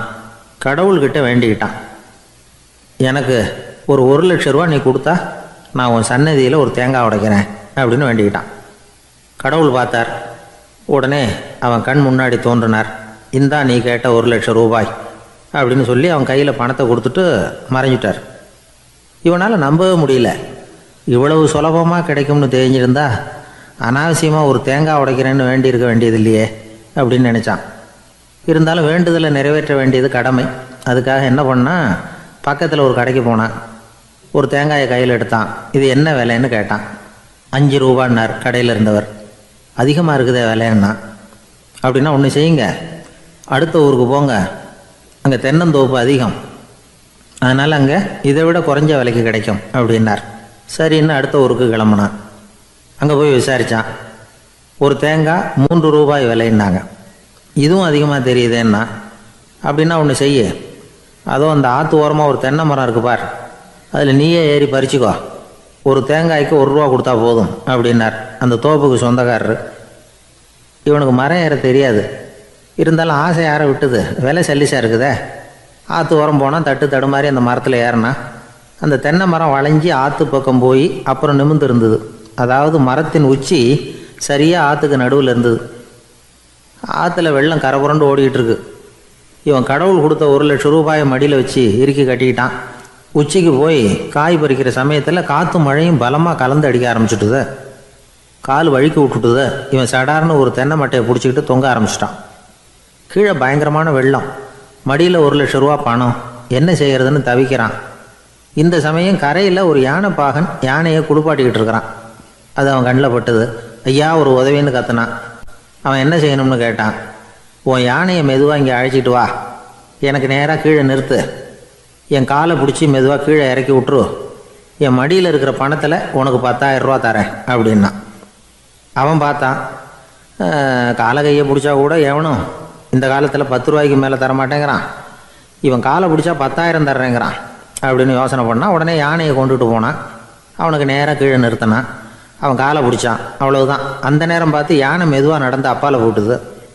இப்போ யானை பாகன் அவன் காலை கெட்டியாக பிடிச்சிக்கிட்டு தூங்குறான். பரிதாபமாக மேலே பார்க்குறான். அவன் மட்டையை பிடிச்சிக்கிட்டு தூங்குறான். இப்போ யானை பாகன் சொல்கிறான், தம்பி மட்டையை விட்டுறாத, கெட்டியாக பிடிச்சிக்கோ, நான் உனக்கு 10,000 ரூபா தரேன், இதோ மடியில் தான் வச்சுருக்கேன்னா. மேலே தொங்குறவனுக்கு இந்த நிலைமையிலேயும் ஒரு சந்தோஷம், மேற்கொண்டு ஒரு 10,000 ரூபா நமக்கு கிடைக்கும் போல இருக்கே அப்படின்னு. இந்த சமயத்தில் ஒருத்தன் ஒட்டகத்தை ஓட்டிகிட்டு வந்தான் அந்த பக்கமாக குளிப்பாட்டுறதுக்கு. யானை பாகம் பார்த்துட்டான். ஐயா ஒட்டகக்காரரே, அதை இங்கே கொண்டுட்டு வா, எங்கள் காலை பிடிச்சி பத்திரமா இறக்கி விடு, நாங்கள் பணம் கொடுக்குறோம்னா. அவனும் பணத்துக்கு ஆசைப்பட்டு வந்தான். அவன் காலை பிடிக்கிற சமயம் ஒட்டகமும் நழுவி போட்டுது. இப்போ 3 பேருமே வரிசையாக தொங்குறாங்க. ஒட்டகக்காரன் கத்துறான், தம்பி மட்டையை விட்டுறாத, கெட்டியாக பிடிச்சிக்கோ, நான் என் மடியில் இருக்கிற 5,000 உனக்கு தந்துடுறேன்னா. மேலே தொங்குறவனுக்கு இன்னமும் சந்தோஷம், இவனும் பணம் தர்றேங்கிறான், அப்படின்னா இன்றைக்கி நமக்கு மொத்த பண வரவு எவ்வளவு அப்படின்னு ஒவ்வொன்றா கூட்டி பார்க்க ஆரம்பித்தான். மனக்கணக்கு சரியாக வரல. அதனால் அப்படியே விரலை விட்டு எண்ண ஆரம்பித்தான். அவ்வளவுதான். மட்டையை விட்டுட்டு கை நழுவி வந்துட்டுது. 3 பேரும் பொத்துன்னு ஆற்றுல விழுந்தாங்க. படாத பாடுபட்டு தட்டு தடுமாறி கரைக்கு வந்து சேர்ந்தாங்க. 3 பேர் மடியில் இருந்த பணமும் ஆற்றோட போட்டுது. பேராசை பெருநஷ்டம் அப்படின்னு ஒரு பழமொழி இருக்குல்ல, அதை விளக்கறதுக்காக சொல்லப்பட்ட கதை இது. இந்த காலத்தில் ஒருத்தர் ஒரு நீச்சல் குளத்தில் நீச்சல் அடிச்சுக்கிட்டு இருக்கிறார். காவலுக்கு இருந்தவர் அதை கவனிச்சுட்டார். கரையிலேருந்து சத்தம் போட்டாராம், இதோ பாருங்க, இங்கே ராத்திரி 8 மணிக்கு மேலே நீச்சல் அடிக்கிறது சட்டப்படி குற்றம், அதுக்கு அனுமதி கிடையாது, தெரியாதா உங்களுக்கு அப்படின்னாராம். இதுக்கு அவர், ஐயையோ நான் நீச்சல் அடிக்க வந்தவன் இல்லைங்க, சும்மா சுற்றி பார்க்க வந்தவன், தடுமாறி குளத்தில் விழுந்துட்டேன், நீச்சல் தெரியாது, அதனால் தத்தளிச்சுக்கிட்டு இருக்கிறேன் அப்படின்னு கத்துனாராம். கரையில் இருந்தவர் பார்த்தார். ஓ அப்படின்னா சரி, அதுக்கு ஒன்றும் தடை இல்லை அப்படின்னு சொல்லிவிட்டு அவர் பாட்டுக்கு நடந்து போயிட்டாராம்.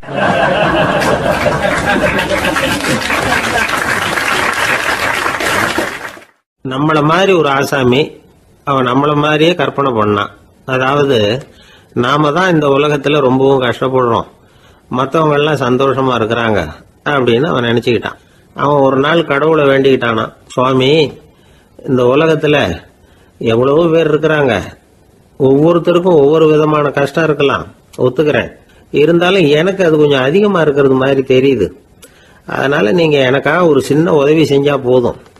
அது வேற ஒண்ணும் இல்லை, என்கிட்ட இருக்கிற துயரங்களை இன்னொருத்தர் யாருக்கிட்டையாவது கொடுத்துருங்க, அவர்கிட்ட இருக்கிற துயரங்களை என்கிட்ட மாத்தி கொடுத்துருங்க, ஒரு மியூச்சுவல் டிரான்ஸ்பர், அவ்வளவுதான், அப்படி பண்ணிவிட்டா போதும் அப்படின்னு வேண்டிக்கிட்டானான். அன்னைக்கு ராத்திரியே அவன் ஒரு கனவு கண்டிருக்கான். வானத்திலிருந்து ஒரு குரல் கேட்டிருக்கு. அது என்ன சொல்லிச்சு தெரியுமா? ஏ ஜனங்களே, எல்லாரும் அவங்கவங்க கஷ்டங்களை ஒரு பையில போட்டு எடுத்துக்குங்க. அப்படி எடுத்துக்கிட்டு நேரா இந்த ஊர் எல்லையில இருக்கிற கோயிலுக்கு வந்து சேருங்க அப்படின்னு அந்த குரல். ஆஹா, கடவுள் நம்ம பிரார்த்தனைக்கு செவி சாய்ச்சுட்டார் அப்படின்னு சந்தோஷப்பட்டான் இவன். உடனே என்ன பண்ணா, தன்கிட்ட இருந்த கஷ்டத்தையெல்லாம் ஒரு சாக்கு பையில போட்டு எடுத்துக்கிட்டான். வீட்டை விட்டு வெளியில வந்தான். தெருவில் இறங்கி நடக்கிறான். அங்க பார்த்தா ஏகப்பட்ட பேர் ஆளுக்கு ஒரு பைய தூக்கிக்கிட்டு கோயிலுக்கு போயிட்டு இருக்கிறாங்க. சில பேர் மூட்டையா கட்டி தலையில சுமந்துக்கிட்டு போயிட்டு இருக்கிறாங்க. இவன் பார்த்தான். இவனுக்கு ரொம்ப ஆச்சரியமா இருந்தது. ஏன்னா எல்லாரும் வச்சிருக்கிற பை இவன் பைய விட பெருசா இருந்தது. இவன் பை தான் இருக்கிறதுலயே கொஞ்சம் சின்னதா தெரிஞ்சது. இப்ப அவன் மறுபடியும் சாமியை வேண்டிக்கிட்டான். கடவுளே, இப்ப உள்ள சூழ்நிலையை கவனிச்சா என்கிட்ட இருக்கிற பைய பரவாயில்லன்னு தோணுது. அதனால வேற பை எதையும் மாத்த வேணாம், இதுவே பரவாயில்ல, இந்த பையோட திரும்பி வீட்டுக்கு போனா போதும்னு நினைக்கிறேன் அப்படின்னு ஏதோ நினைக்க ஆரம்பிச்சுட்டான் அவன். எல்லாரும் கோயிலுக்கு போய் சேர்ந்தாங்க. கோயில்ல அந்த குரல் மறுபடியும் கேட்டுது. எல்லாரும் அவங்கவுங்க பைகளை சோகத்துல தொங்க விடுங்க. திடீர்னு விளக்குகள் அணையும், மணி அடிக்கப்படும், அதுதான் அடையாளம்.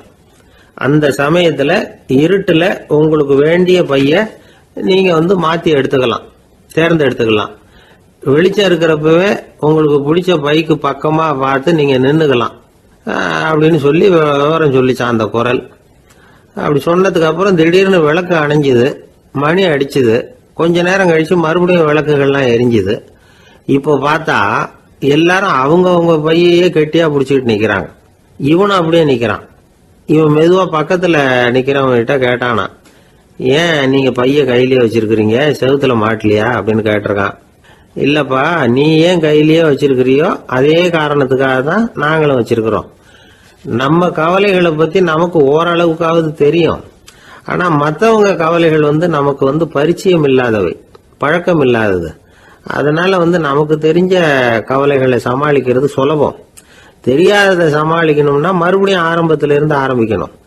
அதனால பழைய நண்பர்களோட வாழறது தான் மேல் அப்படின்னு ஆனான். அதுக்கப்புறம் அவன் தன்னோட பைய போதும்னு வீட்டுக்கு திரும்பி வந்துட்டானான். இது ஒரு பெரியவர் சொல்லி இருக்கிற கதை.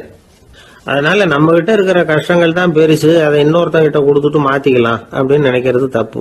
இதே மாதிரி இன்னொரு சம்பவம். ஒரு ஊர்ல ஒரு நாள் ராத்திரி ஆகாயத்திலிருந்து கடவுள் குரல் கேக்குது. இந்த ஊர்ல இருக்கிற ஜனங்கள்லாம் கொஞ்சம் கவனிங்க, உங்களுக்கு ஒரு செய்தி. அதாவது இங்க இருக்கிற ஜனங்கள்லயே கொஞ்சம் கூட கவலையே இல்லாத ஆள் யாருன்னு எனக்கு தெரியணும். அதனால எல்லாரும் அவங்க கவலைகளை ஒரு பையில போட்டு எடுத்துக்கிட்டு கோயிலுக்கு வாங்க அப்படின்னாரு கடவுள். உடனே வரிசையா எல்லாரும் வர ஆரம்பிச்சாங்க. எல்லார் கையிலயும் பை இருந்தது, சின்னதும் பெருசுமா. கவலையே இல்லாத ஆள் யாருன்னு தேடினார் கடவுள். ஒரே ஒரு ஆள் மட்டும் கையில எதுவும் இல்லாம வெறும் கையை வீசிக்கிட்டு ரொம்ப ஜாலியா நடந்து வந்துகிட்டு இருந்தான். கடவுள் அவங்க கிட்ட போனார். ஏன்பா உனக்கு கவலையே இல்லையா அப்படின்னு கேட்டார். எனக்கும் சில கவலைகள்லாம் உண்டு அப்படின்னு அவன். எங்க அதெல்லாம்னு கேட்டிருக்காரு கடவுள். பின்னாடி லாரியில வந்துகிட்டு இருக்கு அப்படின்னு அவன்.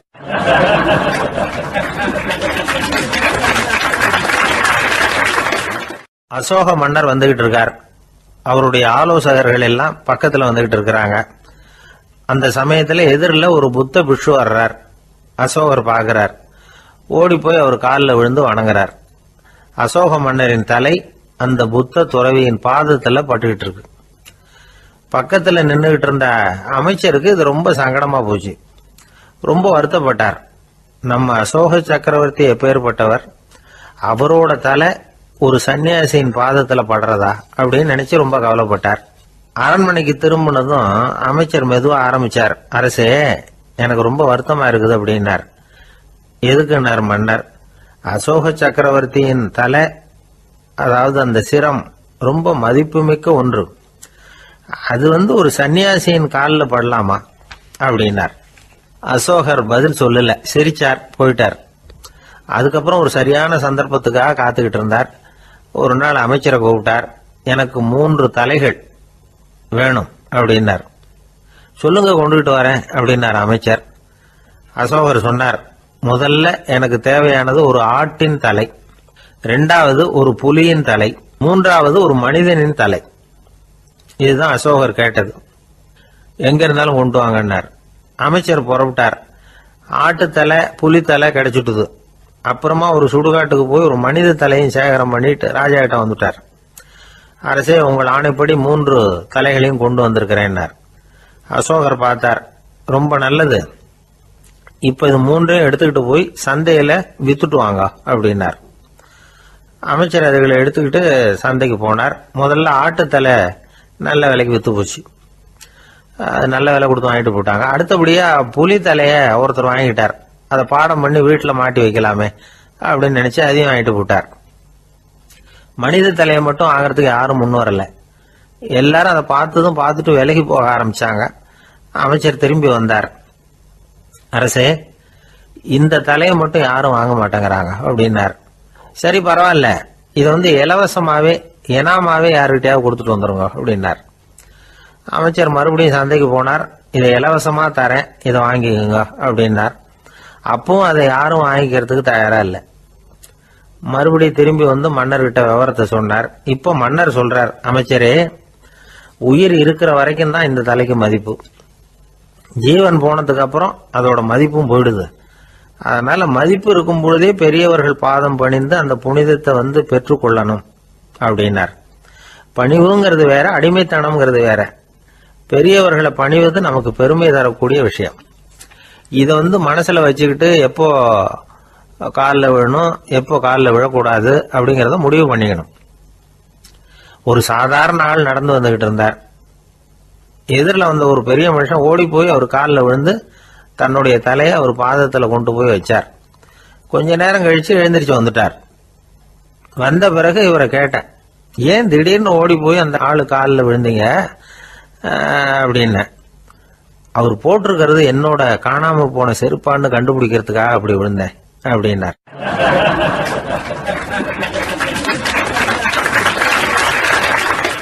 ஒரு காட்டுல ஒரு நரி இருந்தது. ஒரு நாள் காலை நேரம் அது தன்னுடைய இருப்பிடத்திலிருந்து வெளியில வந்தது. கொஞ்ச தூரம் நடந்து வந்தது. அப்பதான் அது தன்னோட நிழலை கவனிச்சு பார்த்தது. பார்த்தா அது ரொம்ப நீளமா பெருசா இருக்குது. காலை நேரத்துல நிழல் அப்படித்தானே இருக்கும். ஆனா அந்த நரிக்கு அந்த விஷயம் தெரியல. தன்னுடைய நீண்ட பெரிய நிழலை பார்த்து ஆச்சரியப்பட்டது. ஆஹா, நாம இவ்வளவு பெருசாவா இருக்கிறோம் அப்படின்னா என்னுடைய காலை சாப்பாட்டுக்கு ஒரு யானை இல்லைன்னா ஒரு ஒட்டகம் கிடைச்சாதான் சரியா இருக்கும் போல இருக்கு அப்படின்னு முடிவு பண்ணிக்கிட்டது. உடனே ஒரு யானை அல்லது ஒட்டகத்தை தேடி அலைஞ்சது, எங்க கிடைக்கும்னு. கிடைக்கவே இல்லை. மத்தியானம் 12 மணி ஆயிட்டுது. பசியோட அலையுது. இப்ப தன்னோட நிழலை பார்த்தது. அது மத்தியான நிழல் எப்படி இருக்கும், அது ரொம்பவும் குறுகி போய் தெரிஞ்சது. உடனே அந்த நரி என்ன நினைச்சுக்கிட்டு தான் தெரியுமா, காலை ஆகாரம் சாப்பிடாததுனால நம்ம உடம்பு இப்படி அழிச்சு போட்டுதே அப்படின்னு நினைச்சுக்கிட்டு தான். கொஞ்ச நேரம் கழிச்சு மறுபடியும் தன்னுடைய நிழலை பார்க்குது. அது இன்னமும் குறுகி போய் காலடியிலேயே வந்துட்டுது. அதுக்கு பயமா போயிடுது. ஐயோ, இன்னும் கொஞ்ச நேரத்துல நாம இறந்துருவோம் போல இருக்க. இப்ப என்ன செய்யறது? இந்த சமயத்துல ஒரு எறும்பு கிடைச்சா கூட போதும், அதை நம்ம காலை ஆகாரமா நினைச்சு சாப்பிட்டுள்ளாமே அப்படின்னு நினைச்சுதான். நம்முடைய நிழல் கூட நம்மள மாதிரியே தான் அடிக்கடி மாறிக்கிட்டே தான் இருக்குது. அது எப்பவும் ஒரே மாதிரி இருக்கிறது இல்ல. மனிதனுக்கு ஏற்படுகிற தன்முனைப்பு இருக்கு பாருங்க, ஈகோ, அது கூட ஒரு நிழல் மாதிரி தானா. அப்படி நினைக்க ஆரம்பிச்சுட்டா அதனால ஏதும் பிரச்சனை வராதான். தன்முனைப்பை நிழல் போலவே ஏற்றுக்கொள்ளுங்கள் அப்படிங்கிறது பெரியவங்க கருத்து. ஒரு காரியத்தை வெற்றிகரமா நல்ல விதமா செஞ்சு முடிக்கிறோம்னு வச்சுக்கோங்க, அந்த சமயத்துல ஒரு வித நுட்பமான தற்பெருமை நமக்குள்ள உண்டாகுது. இது இயற்கையானது. அதனால இது மேல பற்று வைக்கக்கூடாது. அப்படி வைக்க ஆரம்பிச்சுட்டா அந்த தற்பெருமை ஒரு நிரந்தர விருந்தாளியா நம்ம கிட்ட தங்கிக்கும். நம்ம நிழல் எப்படின்னு பாருங்க, நாம நடக்கும் பொழுது நம்ம பின்னாடியே வரும். தன்முனைப்பையும் அப்படியே நினைச்சுக்குங்க. நிழல் யாருக்கும் எந்த பிரச்சனையையும் உண்டாக்குறது இல்லை. ஆனா அந்த நிழலை கண்டே நாம பயப்பட ஆரம்பிச்சுட்டா நாம எதுலையும் வெற்றி காண முடியாது. நிழலோட சண்டை போடக்கூடாது. அது மாதிரி தன்முனைப்போடவும் நாம சண்டை போட வேண்டியதில்லை. இல்லாத ஒன்றோடு சண்டை போடுறது எப்படின்னா, அது இருட்டோட சண்டை போடுறது மாதிரி. நாம நிழல் கிடையாது. நம்ம கிட்ட இருக்கிற தன்முனைப்பு ஒரு நிழல். நம்ம நிழலையும் நமக்கு சமமா பாக்குறோம் பாருங்க, அங்கதான் சிக்கலே ஆரம்பம். இப்போ நாம நடந்து போயிட்டு இருக்கிறோம். நம்ம நிழல் தரையில விழுது. யாரோ ஒருத்தர் நம்ம நிழல் மேல காலை வச்சு நடந்து போறார். உடனே அவர்கிட்ட சண்டைக்கா போறோம், ஏண்டா என் நிழலை மிதிச்ச அப்படின்னு. நமக்கு தெரியும் அது நிழல் தாங்கிறது. அவர் உங்க மேல நடக்கல, உங்களுடைய நிழல் மேலதான் நடக்கிறார். அது மாதிரி உங்க தன்முனைப்பின் மேல யாராவது நடந்தா உங்களை அவமானப்படுத்துறதா நினைக்கிறீங்க.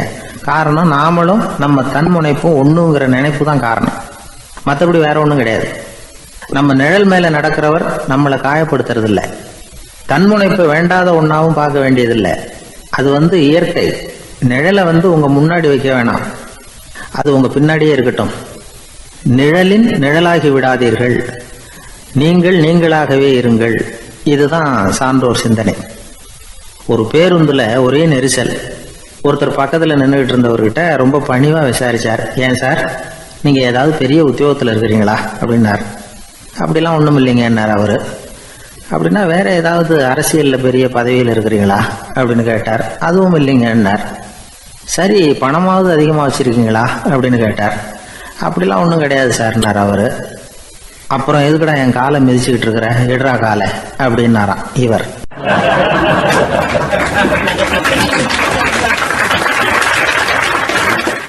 ஒரு ஊர்ல ஒரு பெரியவர் இருந்தார். அவர் ஒரு குரு. அவர் தொடர்ந்து தியான கூட்டங்கள் நடத்துவார். அந்த கூட்டத்தில் கலந்துக்கிறதுக்காக பல ஊர்கள்ல இருந்து சீடர்கள் நிறைய பேர் வருவாங்க போவாங்க. ஒரு நாள் அங்கே கூட்டம் நடந்துகிட்டு இருக்குது. அந்த சமயத்தில் சீடர்களில் ஒருத்தன் என்னத்தையே திருடி விட்டான். மற்ற சீடர்கள் அதை கவனிச்சுட்டாங்க. இவன் ஆப்பிட்டுக்கிட்டான். கூட்டம் முடிஞ்ச பிற்பாடு இவன் திருடின விஷயத்தை அந்த பெரியவர்கிட்ட போய் சொன்னாங்களாம். அவர் கவனத்துக்கு கொண்டுகிட்டு போனாங்க. ஆனால் அவர் இதை காதிலே போட்டுக்கல, கண்டுக்கவே இல்லை. போய் சொன்ன சீடர்களுக்கெல்லாம் ஏமாத்தமாக போயிட்டுது. என்ன இது, இவ்வளவு தூரம் நாம் கண்டுபிடிச்சி போய் சொல்கிறோம், அவர் கண்டுக்கவே மாட்டேங்கிறாரே அப்படின்னு ஒரு மாதிரி ஆயிட்டாங்க. இருந்தாலும் அதை பற்றி ஒன்றுமே சொல்லிக்கல, பேசாமல் இருந்துட்டாங்க. கொஞ்ச நாள் ஆச்சு. அதே ஆள் மறுபடியும் ஒரு திருட்டில் மாட்டிக்கிட்டான். சீடர்கள் மறுபடியும் அந்த குரு கிட்ட விஷயத்த சொன்னாங்க. அவர் அப்பவும் வழக்கம் போல சும்மாவே இருந்துட்டார். இவர் இப்படி இருக்கிறத பார்த்ததும் அந்த சீடர்களுக்கு கோபம் வந்துட்டுது. உடனே அந்த சீடர்கள்லாம் ஒன்று கூடி பேசினாங்களாம். எல்லாருமா சேர்ந்து ஒரு விண்ணப்பம் தயார் பண்ணாங்க. அதை குருநாதர்கிட்ட கொண்டுட்டு போய் கொடுத்தாங்க. அந்த விண்ணப்பத்தில் இவங்க என்ன எழுதியிருக்கிறாங்க தெரியுமா? குருநாதர் அவர்களே, உடனே திருடனவன் மீது சட்ட நடவடிக்கை எடுக்கணும். நீங்கள் அப்படி அவனை இங்கே சேர்க்கக்கூடாது. நீங்கள் சேர்த்தீங்கன்னா நாங்கள் இங்கே இருக்கிறத பற்றி யோசிக்க ஆரம்பிச்சிருவோம். அவனை இந்த மடத்தை விட்டே துரத்தி பண்ணணும். நீங்கள் அவனை வெளியில் அனுப்புங்க, இல்லைன்னா நாங்கள் அத்தனை பேரும் வெளியில் போயிடுறோம். இப்படி தான் அந்த விண்ணப்பத்தில் எழுதியிருக்கிறாங்க. குரு அந்த விண்ணப்பத்தை வாங்கி படித்து பார்த்தார். அதுக்கப்புறம் அதை எழுதின அத்தனை பேரையும் கூப்பிட்டாரு. எல்லாரும் இப்படி வாங்கன்னாரு. வந்தாங்க. இப்படி என் எதிரில் உட்காருங்கன்னார். உட்காந்தாங்க. அப்புறம் சொன்னார், இதை பாருப்பா, நீங்கள் எல்லாரும் புத்திசாலிகள். உங்களுக்கு எது நல்லது எது கெட்டதுங்கிறது நல்லா தெரியும். நீங்கள் மேற்கொண்டு ஏதாவது படிக்கணும்னு நினச்சா வேற எங்கே வேணும்னாலும் போகலாம், அதுக்கு நான் தடை சொல்ல மாட்டேன். ஆனால் உங்களால் குற்றம் சாட்டப்பட்ட அவன் இருக்கானே, அவன் எப்படின்னா அவனுக்கு எது நல்லது எது கெட்டதுங்கிறதெல்லாம் தெரியாது. அதனால தான் திருடுறான். நீங்கள் சொல்கிறது மாதிரி அவனை அடித்து துரத்தி விடுறோம்னு வச்சுக்கோங்க, அவனுக்கு எப்படி நல்லது கெட்டது தெரியும்? அவனுக்கு அதை யார் சொல்லி கொடுக்கறது? அதனால் இங்கேயே இருக்கட்டும், அதுதான் சரி. இதுக்காக நீங்கள் எல்லாரும் என்னை விட்டுட்டு போனாலும் சரி, அவனை நான் விரட்ட மாட்டேன் அப்படின்னு விட்டாரான். இவ்வளவையும் திருடனை அந்த சீடன் கேட்டுக்கிட்டே இருந்திருக்கான். அவன் கண்களில் கண்ணீர். அப்படியே எழுந்திரிச்சு வந்தான். குரு காலில் விழுந்தான். அவன் கண்ணீரில் அவனது தீமை கழுவப்பட்டது அப்படிம்பாங்க. அதாவது சீடர்களுக்கு அந்த குருவோட பெருமை அப்பதான் புரிஞ்சுதான். ஒரு நல்ல ஆசிரியர் இருக்காருன்னு வச்சுங்க, நல்லா படிக்கிற பையனுக்கு தான் பாடம் சொல்லி கொடுப்பேன்னா அது என்ன பெரிய விஷயமா? மோசமாக படிக்கிறவனையும் மாற்றி காட்டுறேங்கிறது தான் பெருமை. இந்த காலத்து குரு ஒருத்தர் ஒரு ஆசிரமம் வச்சு நடத்திட்டு வந்தார். நிறைய பேர் தினம் வருவாங்க போவாங்க. ஒரு நாள் ஒருத்தன் வந்தான். அந்த குரு முன்னாடி போய் நின்னான். ஐயா, என்ன உங்கள் சீடனா ஏற்றுக்கணும்னா. அந்த குரு நிமிர்ந்து பார்த்தார். உன்னுடைய நோக்கம் என்னன்னு கேட்டார். ஐயா, உங்ககிட்ட கொஞ்ச நாள் இருந்தேன்னா நல்ல பழக்க வழக்கங்களை கற்றுக்கலாம், அதுக்கப்புறம் வெளியில் போய் ஒரு நல்ல தொழில் தொடங்கி வாழ்க்கையில் முன்னுக்கு வரணுங்கிறது தான் என்னோட நோக்கம் அப்படின்னா. நீ சொல்கிறது சரி, ஆனால் உன்னால் இங்கே நல்ல பழக்க வழக்கங்களை கற்றுக்க முடியலேன்னு வச்சுக்கோ, அப்போ என்ன பண்ணுவேன் அப்படின்னு கேட்டார் அவர். அப்படி ஆச்சுன்னா என்ன, உங்களை மாதிரியே ஒரு ஆசிரமம் ஆரம்பித்து அதுக்கு குருவாக இருந்துட்டு போகிறேன் அப்படின்னு நானும்.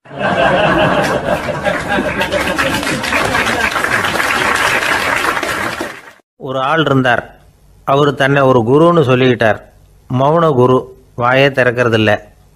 அவருக்கு 2 சீடர்கள் உண்டு. இவங்க தான் வர்றவங்க கிட்ட பேசுவாங்க, விளக்கம் கொடுப்பாங்க. ஒரு நாள் இந்த சீடர்கள் 2 பேரும் எங்கேயோ வெளியில் போயிட்டாங்க. அந்த நேரம் பார்த்து ஒருத்தர் அங்கே வந்தார். குருக்கிட்ட போனார். குருவே, புத்தர்னா என்னன்னு கேட்டார். குருவுக்கு ஒன்றும் புரியல. அவர் உண்மையான குருவாக இருந்தாவில் புரியும். அவர் திருன்னு முழிக்க ஆரம்பிச்சிட்டார். இந்த நேரம் பார்த்து இந்த சீடர்களும் எங்கேயோ போயிட்டாங்களே, என்ன பண்ணுறது, உதவிக்கு யாராவது கிடைக்க மாட்டாங்களா அப்படின்னு அப்படியே சுற்றி பார்க்குறார். அங்கங்கே பார்க்குறார். வந்தவர் இதை கவனித்தார். ஏதோ புரிஞ்சுக்கிட்ட ஒரு மாதிரி அடுத்த கேள்வி கேட்டார். தர்மம்னா என்ன சுவாமின்னார். குருவுக்கு ரொம்ப சங்கடமாக போச்சு. நம்ம நிலைமை இப்படி ஆகிட்டுதே, இக்கட்டில் மாட்டிக்கிட்டோமே அப்படின்னு நினச்சபடியே விட்டத்தை பார்த்தார். அப்புறம் குனிஞ்சு தரையை பார்த்தார். அப்படியே உட்காந்துக்கிட்டார். வந்தவர் உடனே அடுத்த கேள்விக்கு போயிட்டார். தியானம்னா என்ன சுவாமின்னார்.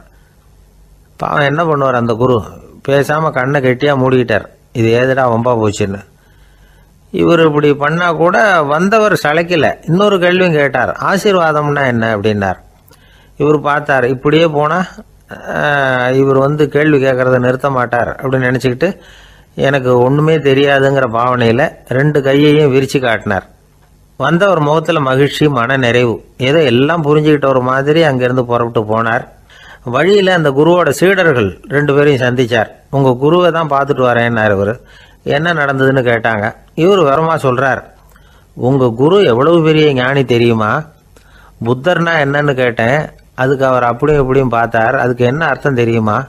மக்கள் புத்தரை அங்கேயும் இங்கேயும் தேடுறாங்க. உண்மையில் அவர் அங்கேயும் இங்கேயும் தேடி கண்டுபிடிக்க முடியாது அப்படிங்கிறத அவர் செய்கை மூலம் உணர்த்தினார். அதுக்கப்புறம் தர்மம்னா என்னன்னு கேட்டேன். அவர் மேலேயும் கீழையும் பார்த்து தர்மம் சமமானது, அதில் உயர்வு தாழ்வு இல்லைங்கிறத உணர்த்தினார். அதுக்கப்புறம் தியானம்னா என்னன்னு கேட்டேன். கண்ணை மூடிக்கிட்டார். கண்ணை மூடி காணுகிற அற்புதம் அது அப்படிங்கிறத புரிஞ்சுக்கிட்டேன். கடைசியாக ஆசீர்வதிக்கப்படுறது பற்றி கேட்டேன். கைகளை நீட்டி உதவுறது தான் அது அப்படிங்கிறத தன்னுடைய இருகை விரித்து உணர்த்தினார். எவ்வளோ பெரிய மகான் அவர் அப்படின்னு சொல்லிவிட்டு அவர் பாட்டு போயிட்டார். சீடர்கள் அதுக்கப்புறம் மெதுவாக குருக்கிட்ட சேர்ந்தாங்க. அவங்கள பார்த்ததும் குருவுக்கு கோபம் வந்துட்டுது. அடே பாவிகளா, எங்கடா போய் தொலைஞ்சிங்க, நான் ஒரு ஆளுகிட்ட மாட்டிக்கிட்டு என்ன பாடுபட்டிருக்கேன்னு தெரியுமான்னார். இது மாதிரி தான் நாம் சாதாரண மனிதர்களின் புற வேடங்களிலேயே மயங்கி போயிடுறோம். அவங்க பேச்சு, செய்கை, பார்வை இதிலெல்லாம் ஏதோ பெரிய தத்துவம் இருக்கிறதாக நினச்சிக்கிறோம். உண்மையிலேயே அந்த தத்துவங்கள் யாருக்கு சொந்தம்? அவங்களுக்கு இல்லை, நமக்கு தான் சொந்தம். நாம் தானே அதை கற்பிச்சுக்கிட்டோம். நாம் அடையாளம் கண்டுக்கிறது இல்லை. நாம் யாருங்கிறது நமக்கு புரியறதில்ல. அதுதான் இன்றைக்கி நடக்கிறது. அதனால தான் அடுத்தவங்களை தேடி ஓடிக்கிட்டு இருக்கிறோம். சில வீடுகளில் கூட இது மாதிரி சைகைகள் உண்டு. சில குடும்ப தலைவர்கள் தினமும் காலையில் கண்ணை கெட்டியாக மூடிக்கிட்டு கை 2ஐயும் சுத்தமாக விரித்து வச்சுக்கிட்டே உட்காந்து தியானம் பண்ணுறது வழக்கம். எதுக்காக அப்படி பண்ணுறீங்கன்னு ஒருத்தரை பார்த்து கேட்டேன். இந்த மாதம் வாங்கின சம்பளம் பூரா தீர்ந்து போச்சு, இனிமேல் என் கையில் சுத்தமாக ஒன்றும் இல்லை, புதுசாக எதுவும் செலவு வச்சுடாதே அப்படிங்கிறத அப்படி உள்ளங்கை 2ஐயும் விரித்து காட்டி அவங்களுக்கு உணர்த்துறேன் அப்படின்னார்.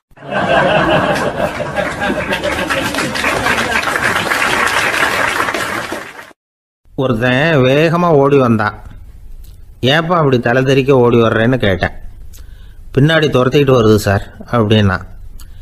ஏதாவது நாய் துரத்திக்கிட்டு வருது போல இருக்கு அப்படின்னு நினச்சி அவனுக்கு பின்னாடி பார்க்குறேன். கண்ணு கேட்டின தூரம் வரைக்கும் எதுவுமே தெரியல. ஏன்பா எதுவும் ஒன்றை துரத்துறது மாதிரி தெரியலையே என்ன, நல்லா பாருங்கள் சார் அப்படின்னா. பார்த்துட்டு தான் சொல்கிறேன் என்ன.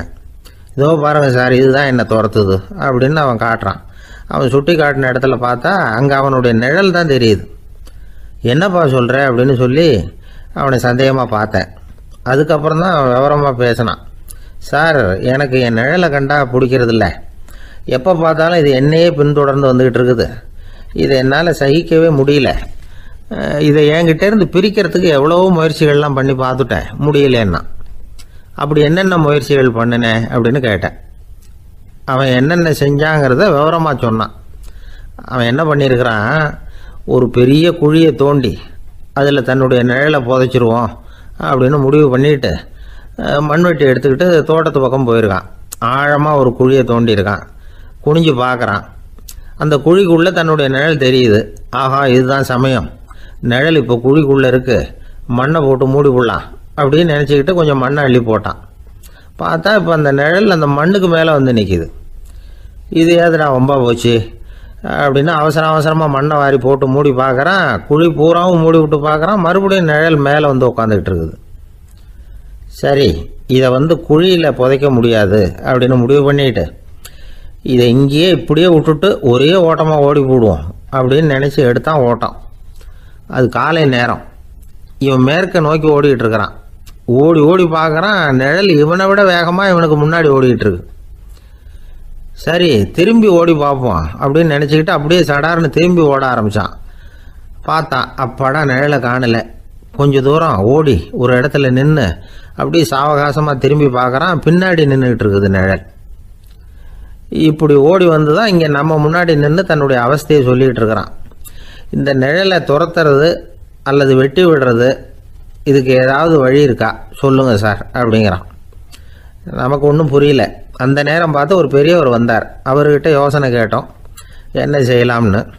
அவர் சொன்னார், இந்த பாருப்பா, நீ அங்கேயும் எங்கேயும் ஓடாத, அப்படியே கீழே படுத்துக்கொண்டார். அது நல்ல உச்சி வேலை. அவன் அப்படியே கீழே படுத்துக்கிட்டான். இப்போ அப்படி இப்படின்னு திரும்பி பார்க்குறான், நிழலை காணலை. அவன் இப்போ தான் நிம்மதியாக இருந்தான். இப்போ அந்த பெரியவர் சொன்னார், எல்லா மனிதர்களுமே இப்படி தான் ஓடிட்டு இருக்கிறாங்க. நான் எனது அப்படிங்கிற ஆணவம் தான் அவங்கள துரத்திக்கிட்டு இருக்கு. அதை விட்டுட்டு ஓடணும்னு நினைச்சாலும் அது முன்னாடி வந்து நிற்கிது. பரம்பொருளை நோக்கி ஓடுறப்போ இந்த ஆணவம் பின்னாடி வந்துவிடுது. பரிபூர்ண சரணாகதிங்கிற நிலையில் அது முழுசுமாக மறைஞ்சுடுது. தன்னை உணர்கிற வேலை அது. அந்த நேரம் மனிதனுக்கு விடுதலை உணர்வு ஏற்படுகிற நேரம் அது. அப்படிப்பட்ட சுதந்திர மனிதர்களாக எல்லாரும் மாறி போயிட்டாங்கன்னா இந்த உலகமே இன்பமயம் அப்படின்னு ஒரு விளக்கம் கொடுத்தார் பெரியவர். நம்மளால் ஒருத்தர் வேகமாக ஓடி வந்துக்கிட்டு இருந்தான். ஏன்டா அப்படி ஓடி வர்ற அப்படின்னு கேட்டார் எதிரில் வந்தவர். ஆசை துரத்துது, அதுதான் ஓடி வர்றேன்னா. உனக்கு என்ன ஆசைன்னு கேட்டார். எனக்கு ஒன்றும் ஆசை இல்லைங்க, என்னை எப்படியாவது பிடிச்சுடணும்னு போலீஸ்காரங்களுக்கு ஆசை. அந்த ஆசை இப்போ என்னை துரத்தி பின்னாடி வந்துக்கிட்டு இருக்குது. அதுதான் தப்பிச்சு வந்துக்கிட்டு இருக்கிறேன். குறுக்க நிற்காதீங்க சார், வழியை விடுங்க அப்படின்னு சொல்லிவிட்டு வேகமாக ஓடி மறைஞ்சான்.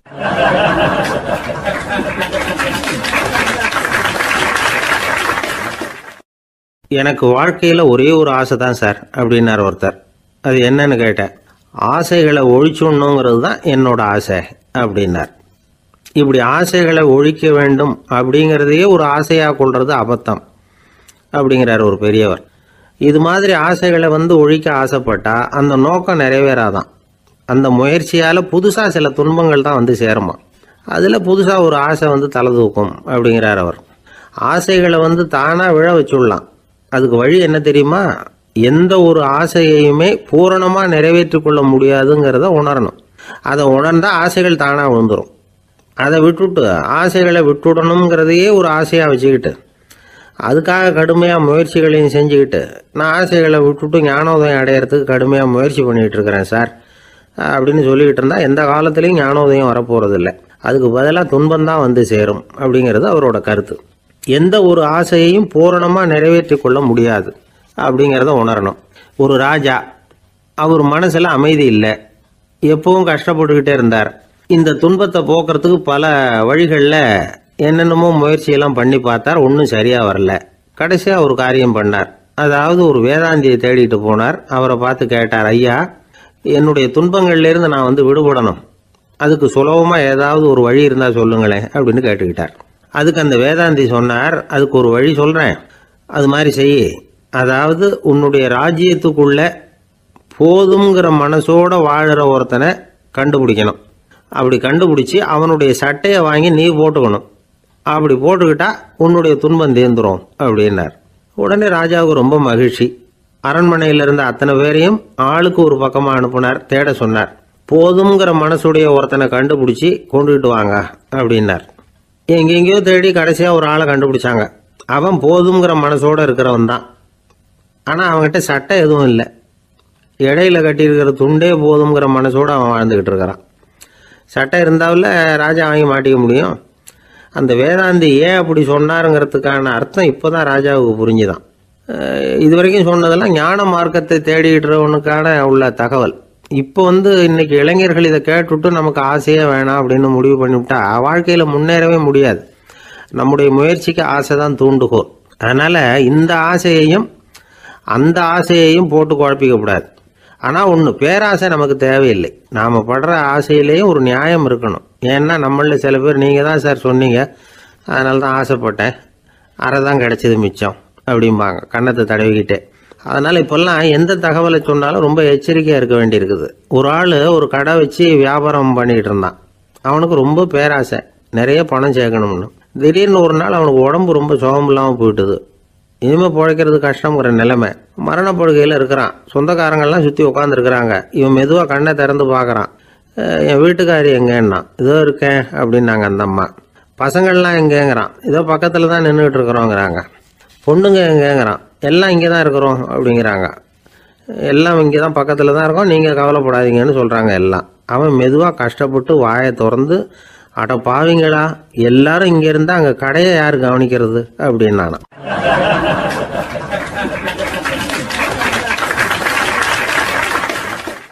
ஜப்பானில் உள்ள ஒரு புத்த விகாரை. அங்கே ஒரு வயசான பௌத்த குரு தங்கியிருக்கிறார். ஒரு நாள் ராத்திரி கடுமையான குளிர். அவரால் தாங்க முடியல. பார்த்தார், மரத்தில் செஞ்ச புத்த சிற்பங்கள் அங்கே நிறைய இருந்தது. அதில் ஒன்றை எடுத்து அதுக்கு தீ மூட்டி அந்த நெருப்பில் குளிர் காஞ்சிக்கிட்டு இருக்கிறார். மர சிற்பம் தீ வச்சதும் படபடன்னு வெடிக்க ஆரம்பிச்சுட்டுது. அந்த சத்தத்தை கேட்டதும் அந்த புத்த விகாரையின் குருக்கள் வெளியில் ஓடி வந்தார். இவர் ஆனந்தமாக குளிர் காஞ்சிக்கிட்டு இருக்கிறார். அவரால் பொறுத்துக்க முடியல. தெருவில் திரிஞ்சுக்கிட்டு இருந்த அந்த பெரியவரை இங்கே தங்க அனுமதித்ததே அவர் தான். இவர் இப்படி பண்ணுறாருன்னு நினச்சிக்கிட்டே அவரை கோபமாக பார்த்தார். ஏன் இப்படி கோபமாக பார்க்குறீங்க, இப்படி வந்து உட்காருங்க அப்படிங்கிறாரு இவர். அவருக்கு இன்னமும் கோபம் வந்துட்டுது. எங்கள் கடவுளை வந்து எரிச்சுட்டீங்களே அப்படின்னு சத்தம் போட்டாராம். அப்படியா அப்படின்னு கேட்டுக்கிட்டே அந்த சாம்பலை கிளறினார் இவர். என்ன செய்கிறீங்கன்னு கேட்டிருக்காரு அவர். நான் எலும்புகளை தேடுறேன்னாராம்.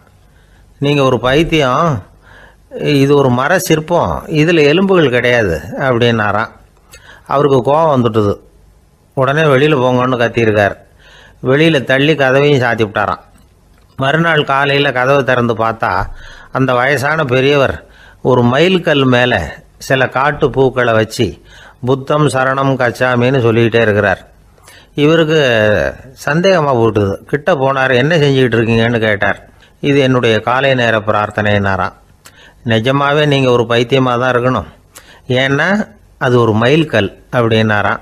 இப்போ அந்த பெரியவர் சொன்னாராம், நீங்கள் ஒரு மரத்தை புத்தராக நினைக்கும் பொழுது நான் ஏன் ஒரு மைல்கல்ல புத்தராக நினைக்கக்கூடாது? நான் வந்து புத்தரை எரிக்கலாம், ஏன்னா அவரை நான் நேசிக்கிறேன். அந்த சிற்பம் வந்து மரத்தால் ஆனதுங்கிறது எனக்கு தெரியும். நான் ஒரு மைல்கல்லை தொழலாம், ஏன்னா அது எனது பூக்களை தாங்குது. நான் இந்த மைல்கல்லுக்குள்ளே மறைஞ்சிருக்கிற புத்தரை பார்க்குறேன். யாராவது ஒரு சிற்பி இதை சிலையாக்கினாதான் நீங்கள் புத்தரை பார்க்க முடியும். அன்னைக்கு ரொம்ப குளிராக இருந்தது. நான் எனக்குள்ளே இருக்கிற புத்தரையும் பாதுகாக்கணும். உள்ளே இருக்கிற புத்தரை காப்பாற்றுறதுக்காக வெளியில் உள்ள புத்தரை எரிக்கலாம், அதில் ஒன்றும் தப்பு இல்லை. அது அவருடைய போதனையிலேயே இருக்குது. உனக்குள் ஜோதியாக இரு அப்படிங்கிறது அவருடைய போதனை. என்னுடைய புத்தர் வந்து குளிரில் நடுங்கிட்டு இருந்தார். அந்த மர சிற்பங்கள் வெயில் மழையில் உணர்ச்சி இல்லாமல் இருந்தது, அதனால் அப்படி பண்ணினேன்.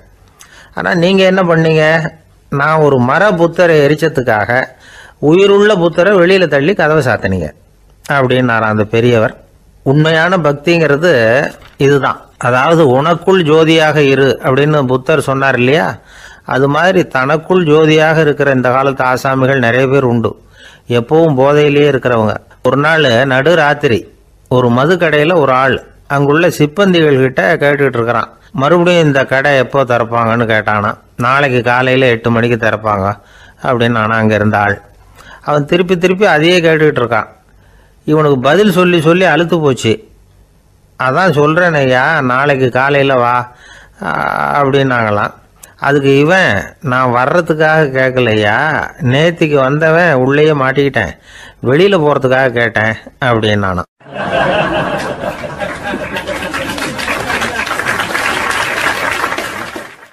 ராமகிருஷ்ணர் வாழ்ந்த காலத்தில் நடந்த ஒரு நிகழ்ச்சி இது. அப்போ ஒரு ஓவியர் இருந்தாராம். அவருக்கு ஒரு ஆசை, ராமகிருஷ்ணர் படத்தை வரையணும். அதை அவர்கிட்டயே கொண்டுட்டு போய் காட்டி அபிப்பிராயம் கேட்கணும். இதுதான் அந்த ஓவியரின் ஆசை. உடனே ராமகிருஷ்ணர் படத்தை வரைஞ்சி முடித்தார். அதை எடுத்துக்கிட்டு போனார். இவர் போன சமயம் அங்கே ராமகிருஷ்ணர் சீடர்களோடு உட்காந்துருக்கிறார். விவேகானந்தர் அங்கே இருக்கிறார். இந்த ஓவியர் கொண்டுகிட்டு போய் தான் வரைந்த ஓவியத்தை அவர்கிட்ட காட்டினார். ராமகிருஷ்ண பரமஹம்சரின் ஓவியத்தை ராமகிருஷ்ணர்கிட்டயே காட்டுறார். ராமகிருஷ்ணர் என்ன பண்ணார் தெரியுமா? அந்த படத்தை பார்த்தார். உடனே அது காலை தொட்டார். குருதேவருடைய இந்த செயல் சீடர்களுக்கு ரொம்ப வியப்பை உண்டு பண்ணிச்சு. சில பேர் மனசுக்குள்ளேயே ரொம்ப குழம்பி போக ஆரம்பிச்சிட்டாங்க, என்ன இப்படி பண்ணுறாருன்னு. என்ன இது அவரோட படம், அவரே அவரோட படத்தின் காலை தொடுறார் அப்படின்னு யோசிச்சாங்க. சில பேர் ஒன்றும் புரியாமல் ஒருத்தர் பார்த்து சிரிச்சுக்கிட்டாங்க. அந்த இடத்துல சீடர்கள் மட்டும் இல்லை, சீடர் அல்லாத பல பேர் இருந்தாங்க. தன்னுடைய காலை தானே தொடர இவருடைய செயல் பற்றி என்ன நினைக்கிறது அப்படின்னு அவங்களும் குழம்பி போய் நிற்கிறாங்க. அந்த படத்தை வரைஞ்சி அவர்கிட்ட காட்டின அந்த ஓவியருக்கும் அதிர்ச்சி. இருந்தாலும் அவர் சீடர் கிடையாது. அதனால் கொஞ்சம் துணிச்சலை வர வச்சுக்கிட்டு கேட்டார், என்னங்க இது, என்னால் என்னுடைய கண்களையே நம்ப முடியல. இது உங்கள் சொந்த உருவப்படம், நீங்கள் உங்கள் சொந்த கால்களையே தொடுறீங்க, இது எங்களுக்கு கொஞ்சம் சங்கடமாக இருக்குதே அப்படின்னார். ராமகிருஷ்ணரின் கண்களில் ஆனந்த கண்ணீர் வழிஞ்சுதான். அவர் சொன்னாராம், இது என்னோட படம்ங்கிறது எனக்கு தெரியும், ஆனால் இது என்னோட படம்ங்கிறதுனால நான் இதோட காலை தொடலை. நீ என்னுடைய சமாதி நிலையை இந்த படத்தில் படம் பிடிச்சி காட்டியிருக்கிற, அதனால் அதோட காலை தொடறேன். சமாதி நிலையில் யார் இருந்தாலும், அது என்னுடைய படமாக இருந்தாலும் சரி அல்லது வேற யாருடைய படமாக இருந்தாலும் சரி, படம் யாருதுங்கிறது முக்கியம் இல்லை. இதில் எது முக்கியம்னா அது தன்னை உணர்ந்த ஒரு உணர்நிலையின் படம். அப்படி இருக்கிறப்போ அதோட காலை நான் தொடணும். அதுக்கு நீங்கள் எல்லாரும் ஏன் சங்கடப்படுறீங்கன்னு எனக்கு தெரியல அப்படின்னாராம். இப்போ தான் அங்கே இருந்த சீடர்களுக்கும் மற்றவங்களுக்கும் விவரம் புரிஞ்சுதான். இதுக்கு முன்னாடி யாரும் செய்யாததை இவர் செஞ்சிருக்கிறார், ஆனால் அவருடைய காரணம் ரொம்ப நியாயமானது அப்படிங்கிறத உணர்ந்தாங்களாம். இதுவரைக்கும் ஆன்மீகத்தில் சமாதி நிலை, அதாவது தன்னை உணர்ந்த நிலை பற்றி புரிஞ்சுக்கிட்டோம். இல்லறத்தில் ஏற்படக்கூடிய சமாதி நிலை பற்றி உங்களுக்கு தெரியுமா? ஒரு அம்மா டாக்டர்கிட்ட வந்து சொன்னாங்களாம், டாக்டர், என் வீட்டுக்காரருக்கு உடம்புல ஏதோ கோளாறுன்னு நினைக்கிறேன், நான் எவ்வளவு நேரம் பேசினாலும் காதில் விழாத மாதிரி உட்கார்ந்துருக்கிறார் அப்படின்னு ஆகலாம். அதுக்கு அந்த டாக்டர் சொன்னாராம், அம்மா, அது உடம்பு கோளாறு இல்லை, அது ஒரு பெரிய திறமை அப்படின்னாராம்.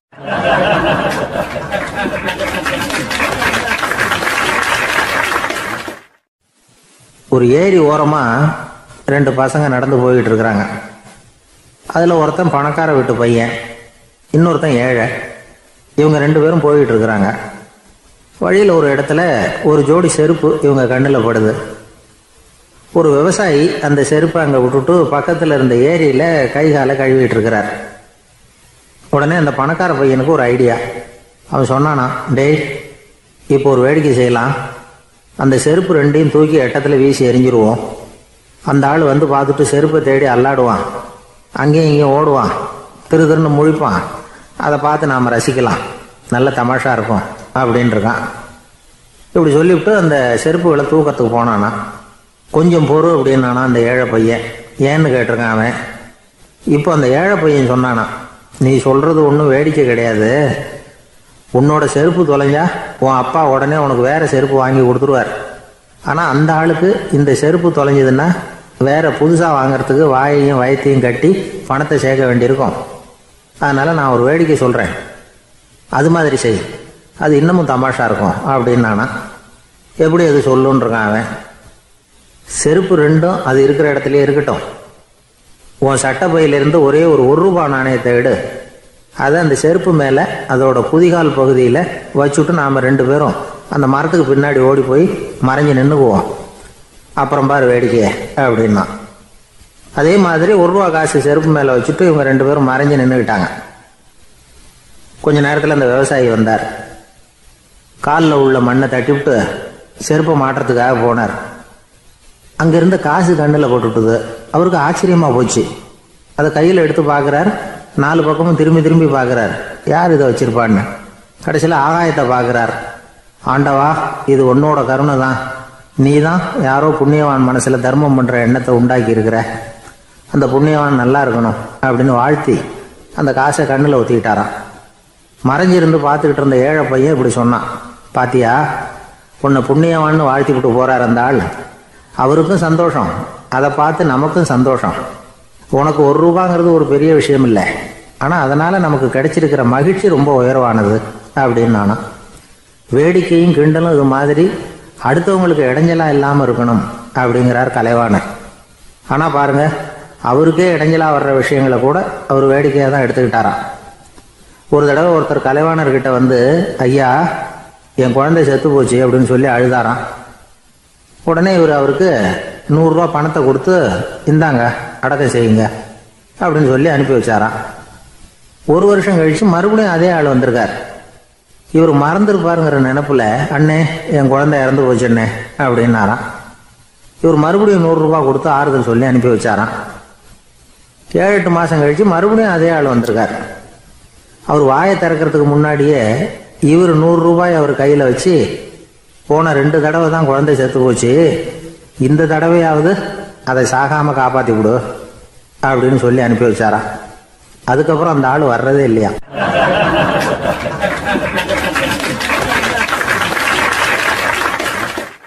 ஒரு ரயில் வேகமா போயிட்டு இருக்கு. அது ஒரு ரயில்வே ஸ்டேஷன்ல கொஞ்ச நேரம் நின்னுது. அப்போ அதுல ஒரு ஆள் ஏறினார். தலையில ஒரு மூட்டையை வச்சிருந்தார். மூட்டையை தலையில சுமந்துக்கிட்டே உள்ள வந்தாரு. மூட்டையை தலையில சுமந்துக்கிட்டே ஒரு இடத்துல உட்கார்ந்தார். ரயில் மறுபடியும் புறப்பட்டது.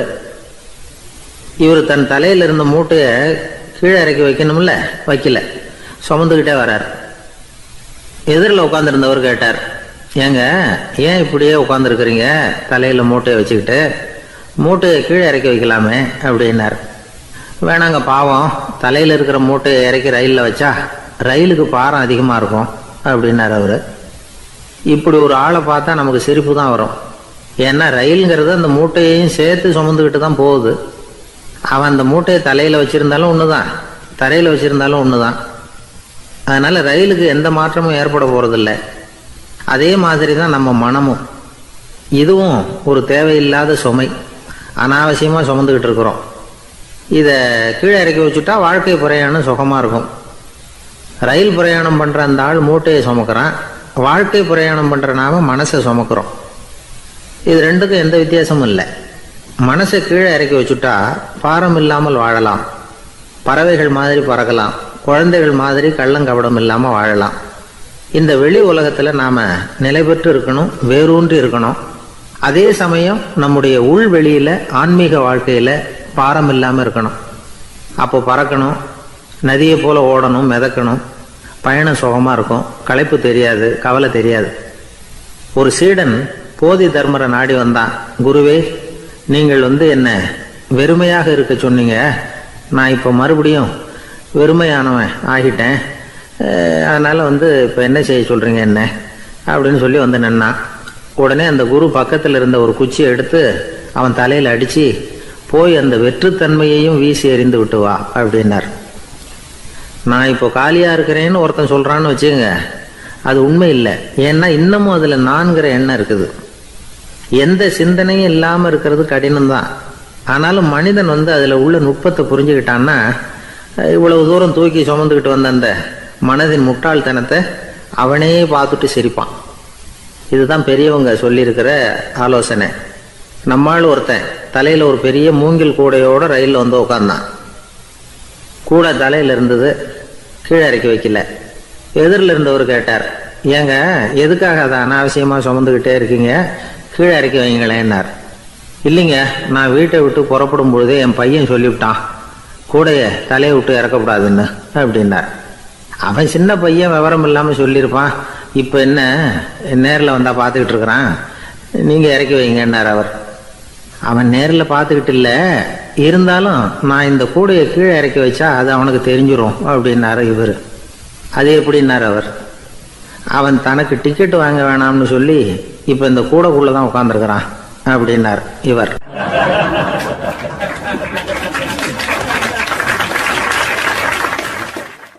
எனக்கு தெரிஞ்ச ஒருத்தர் இருக்கார். அவரு ஒரு பெரிய காவல்துறை அதிகாரி, ரொம்ப கண்டிப்பானவர். அவரை கண்டாவே எல்லாரும் பயப்படுவாங்க. அப்படிப்பட்டவர் வீட்டுக்கு போனா அப்படியே அடியோட மாறிடுவார். அங்க போய் பாத்தீங்கன்னா குழந்தைகளோட குழந்தையா அவர் விளையாடிக்கிட்டு இருப்பார். அலுவலக சமயத்துல பாத்தீங்கன்னா குதிரை முதுகுல அவர் உட்கார்ந்துருப்பார். வீட்டுல பாத்தீங்கன்னா அவர் முதுகுல குழந்தை உட்காந்துருக்கும். அவரு குதிரை மாதிரி போயிட்டு இருப்பார். இது எப்படிங்க முடியுது உங்களால அப்படின்னு கேட்டாங்க. அது ஒண்ணுமில்ல, இங்க வீட்டுக்கு வந்த உடனே என்னோட மனசை தனியா எடுத்து வச்சிருவேன் அப்படின்னார். அது என்னங்க உங்க சட்டப்பையிலையா இருக்குது மனசு, அது தனியா எடுத்து வைக்கிறதுக்கு அப்படின்னு கேட்டாங்க. அப்படி இல்லைங்க, இது ஒரு பயிற்சி, மனப்பயிற்சி, அவ்வளவுதான் அப்படின்னார். இப்படி சமயம் பார்த்து மனசை தனியா வச்சுவிட தெரிஞ்சவங்க வாழ்க்கையில எப்பவும் உற்சாகமா இருப்பாங்க அப்படிங்கிறது பெரியவங்க கருத்து. ஒரு டாக்டர் ஆஸ்பத்திரியில் இருக்கிற வரைக்கும் டாக்டரா இருக்கலாம், அவர் மனைவிகிட்டையும் அவர் டாக்டரா இருக்க வேண்டிய அவசியம் இல்லை. ஒரு வக்கீல் கோர்ட்ல இருக்கிற வரைக்கும் வக்கீலா இருக்கலாம், வீட்டுக்கு வந்ததுக்கு அப்புறமும் வக்கீலா இருக்க வேண்டிய அவசியம் கிடையாது. வீட்டில் குழந்தைகள்கிட்ட விளையாடும் பொழுதும் அதுகள்கிட்ட ஃபீஸு கேட்டுக்கிட்டு இருக்கக்கூடாது. நாம் எப்படி இருக்கணும்னு பெரியவங்க சொல்கிறாங்கன்னா, மனசோட சேரக்கூடாதான், அப்படி சேராமல் வாழ்க்கையை கவனிக்கணுமா. மனசை அப்படியே தனியாக எடுத்து பக்கத்தில் வச்சுடணும். அப்படின்னா அதை அப்படியே தூக்கி எறிஞ்சுடு அப்படின்னு அர்த்தம் இல்லை. ஏன்னா மனசுங்கிறது நமக்கு உபயோகப்படக்கூடிய ஒன்று தான். எப்போ எப்போ அது தேவையோ அப்பப்போ எடுத்து உபயோகப்படுத்திக்கணும். தேவைப்படுறப்போ எடுத்து கண்ணாடியை மாட்டிக்கிறோம்ல, படிக்கும் பொழுது கண்ணாடி தேவைப்படுது, எடுத்து மாட்டிக்கிறோம் இல்லையா, அது மாதிரி கணக்கு போடுறதுக்கு மனசு தேவை. கடைக்கு போய் ஒரு பொருள் வாங்குகிறோம், காசு கொடுக்குறோம், மீதி சில்லறை சரியாக இருக்கா அப்படின்னு எண்ணி பார்த்து வாங்க வேண்டியிருக்கு. அந்த சமயத்தில் மனசை எடுத்து தனியாக வச்சுட்டேன் அப்படின்னு சொல்லிட்டு இருக்கக்கூடாது. பரீட்சைக்கு படிக்க வேண்டியிருக்குது, படித்ததையெல்லாம் அப்படியே நினைவில் வச்சுக்க வேண்டியிருக்கு, அந்த சமயத்தில் மனசை தூக்கி எறிஞ்சுட்டேன் சார் அப்படின்னு சொல்லிட்டு இருக்கக்கூடாது. அப்படி சொன்னால் பரீட்சை நம்மளை தூக்கி எறிஞ்சிடும். அதனால் தேவைப்படுறப்போ மனசை உபயோகப்படுத்தணும், தேவையில்லாதப்போ அது தனியாக ஓய்வு எடுத்துக்க விட்டுடணும். இப்படி நாம் பழக்கப்படுத்திக்கிட்டா வாழ்க்கைங்கிறது நமக்கு புதுசாக தெரியுமா. மனசுக்கும் ஒரு சக்தி கிடைக்கும். எந்திரங்களுக்கு ஓய்வு கொடுக்குற மாதிரி மனசுக்கும் ஓய்வு கொடுக்கணும், இல்லைன்னா அது களைச்சி போயிடும். குழந்தைகள் மனசை சுமந்துக்கிட்டு இருக்கிறது இல்லை. இது முதியவர்கள் குழந்தைகள்கிட்ட இருந்து கற்றுக்க வேண்டிய ஒரு பாடம். ஆனாலும் இந்த கால குழந்தைகள்கிட்ட ரொம்ப எச்சரிக்கையாக இருக்க வேண்டியிருக்கு. ஒரு தாத்தாவும் பேரனும் விளையாடிக்கிட்டு இருக்கிறாங்க. தாத்தா எனக்கு சைக்கிள் ஓட்ட கற்றுக் கொடு அப்படிங்கிறான் பேரன். சைக்கிள் உயரம் கூட இல்லை, அதுக்குள்ளே சைக்கிள் ஓட்டணுமா அப்படின்னார் தாத்தா. ஏன் தாத்தா, ரயில் ஓட்டுறாரு, அவர் என்ன ரயில் நீளமா இருக்கார் அப்படின்னு கேட்டானா அந்த பையன்.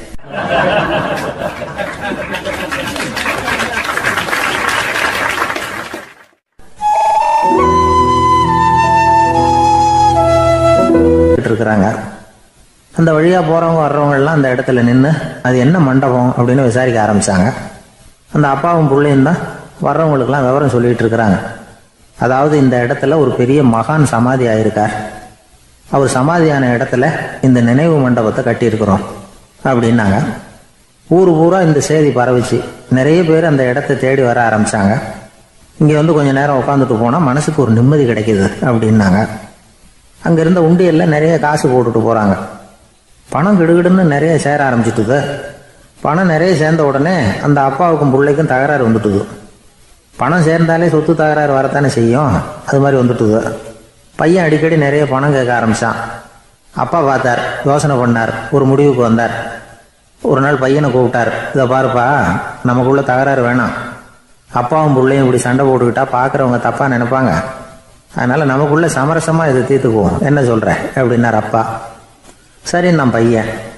உடனே அந்த அப்பா என்ன பண்ணார் தெரியுமா, மகன்கிட்ட கொஞ்சம் பணத்தை கொடுத்தார், தன்கிட்ட இருந்த ஒரு கழுதையையும் கொடுத்தார். இதை வச்சு நீ பொழைச்சிக்கோ அப்படின்னு சொல்லி அனுப்பி வச்சுட்டார். மகன் அந்த கழுதையை இழுத்துக்கிட்டு அடுத்த ஊருக்கு போனான். வழியிலேயே அந்த கழுதை செத்து போச்சு. உடனே என்ன பண்ணலாம்னு யோசனை பண்ணான். ஒரு ஐடியா வந்தது. அந்த கழுதையை ஒரு சாலை ஓரமாக புதைச்சான். கையில் இருந்த பணத்தை வச்சு அந்த இடத்துல ஒரு கல் மண்டபம் கட்டினான். அந்த வழியாக 2 பேர் வந்தாங்க. இது என்ன மண்டபம்னு விசாரிச்சாங்க. இந்த இடத்துல ஒரு பெரிய மகான் சமாதி ஆயிருக்கிறார் அப்படின்னா. இந்த செய்தி ஊர் பூரா பரவ ஆரம்பிச்சுட்டுது. நிறைய பேர் போக ஆரம்பிச்சாங்க. இங்கே வந்தால் மனசுக்கு ஒரு பெரிய நிம்மதி கிடைக்குது அப்படின்னு வேற சொல்ல ஆரம்பிச்சாங்க. வர வர கூட்டம் அதிகமாக வர ஆரம்பிச்சுட்டுது. உண்டியலில் பணம் நிறைய சேர்ந்துட்டுது. நகையெல்லாம் கூட கழட்டி காணிக்கையாக போட ஆரம்பிச்சுட்டாங்க. அப்பாவை விட மகன் பெரிய ஆளாயிட்டான். இதை கேள்விப்பட்டார் அப்பா. பையனை பார்த்துட்டு வரலாம்னு ஒரு நாள் புறப்பட்டு வந்தார். பையன் ஓஹோன்னு இருக்கிறான். பங்களா, காரு எல்லாம் வந்துட்டுது. எப்படிடா இந்த அளவுக்கு ஆனே அப்படின்னு விசாரிச்சார். அப்பா, எல்லாம் உங்கள் ஆசீர்வாதம் தான், நீங்கள் கொடுத்த மூலதனத்தை வச்சு தான் இவ்வளவும் சம்பாதிச்சேன் அப்படின்னா பையன். அது எப்படிறான்னு விசாரிச்சார். அப்பா, நீங்கள் ஒரு கழுதை குட்டியும் கொஞ்சம் பணமும் என்கிட்ட கொடுத்து அனுப்பி வச்சிங்க, அதை எடுத்துக்கிட்டு வந்தேன். வர்ற வழியில் அந்த கழுதை செத்து போச்சு. உடனே யோசனை பண்ணேன், அந்த கழுதையை இந்த இடத்துல புதைச்சேன், கையில் இருந்த பணத்தை வச்சு மண்டபம் கட்டினேன், மகான் ஒருத்தர் சமாதி ஆயிருக்கார் அப்படின்னு வதந்தியை கிளப்பி விட்டேன். ஜனங்கள்லாம் ஏமாந்து போய் காசை கொண்டாந்து போட ஆரம்பிச்சிட்டாங்க. நான் பொழைச்சிக்கிட்டு இருக்கிறேன் அப்படின்னா, இப்போதான்டா நீ என் புள்ள அப்படின்னு சொல்லி சந்தோஷப்பட்டாரான் அந்த அப்பா. ஏன் அப்படி சொல்றீங்கன்னு கேட்டிருக்கான் பையன். கழுதை குட்டியை புதைச்சி மண்டபம் கட்டியிருக்கிற நீ, ஏற்கனவே நம்ம ஊரில் நாம கட்டியிருக்கிறோமே மண்டபம், அது இந்த கழுதையோட அம்மாவை புதைச்ச இடம். மகான் சமாதி ஆயிருக்காருன்னு நானும் சும்மா கப்ஸா தான் விட்டுக்கிட்டு இருக்கேன் அப்படின்னாரான் அப்பா. முட்டாள் ஜனங்களை நினைச்சு அந்த 2 பேரும் சத்தம் போட்டு சிரிச்சாங்களாம். மனுஷன் ஏமாத்துறது ரொம்ப சுலபம். என் கூட படிச்ச ஒருத்தன் திடீர்னு ஒரு நாள் எல்லாருக்கும் அருள் வாக்கு சொல்ல ஆரம்பிச்சுட்டான். அவன் ஒரு ஆபீஸ்லயும் வேலை பார்க்குறான். ஆபீஸில் உள்ளவங்கெல்லாம் அவங்ககிட்ட வந்து அருள் வாக்கு கேட்கறது வழக்கம். ஒரு நாள் நான் அவன் முன்னாடி போய் உட்காந்து பேசிக்கிட்டு இருந்தேன். அப்போ அதே ஆபீஸில் வேலை பார்க்குற ஒருத்தர் அவங்ககிட்ட வந்து, சுவாமி, என் மேஜையில் வச்சிருந்த பேனா திடீர்னு காணாமல் போயிட்டுது, அது திரும்ப கிடைக்குமா எனக்கு அப்படின்னு கேட்டார். இவன் கண்ணை உருட்டி பார்த்துட்டு, அது உனக்கு கிடைக்காது, புதுசாக வேற ஒன்று வாங்கிக்கப்போ அப்படின்னா. சரின்னு அவர் போயிட்டார். அவர் போனதுக்கப்புறம் நான் மெதுவாக இவனை பார்த்து, அது எப்படிடா அது உனக்கு கிடைக்காதுன்னு அவ்வளோ உறுதியாக அவர்கிட்ட சொன்னேன் அப்படின்னு கேட்டேன். இவன் மெதுவாக என் காதுகிட்ட வந்து, அந்த பேனாவை கிளப்புனதே நான் தான் அப்படிங்கிறான்.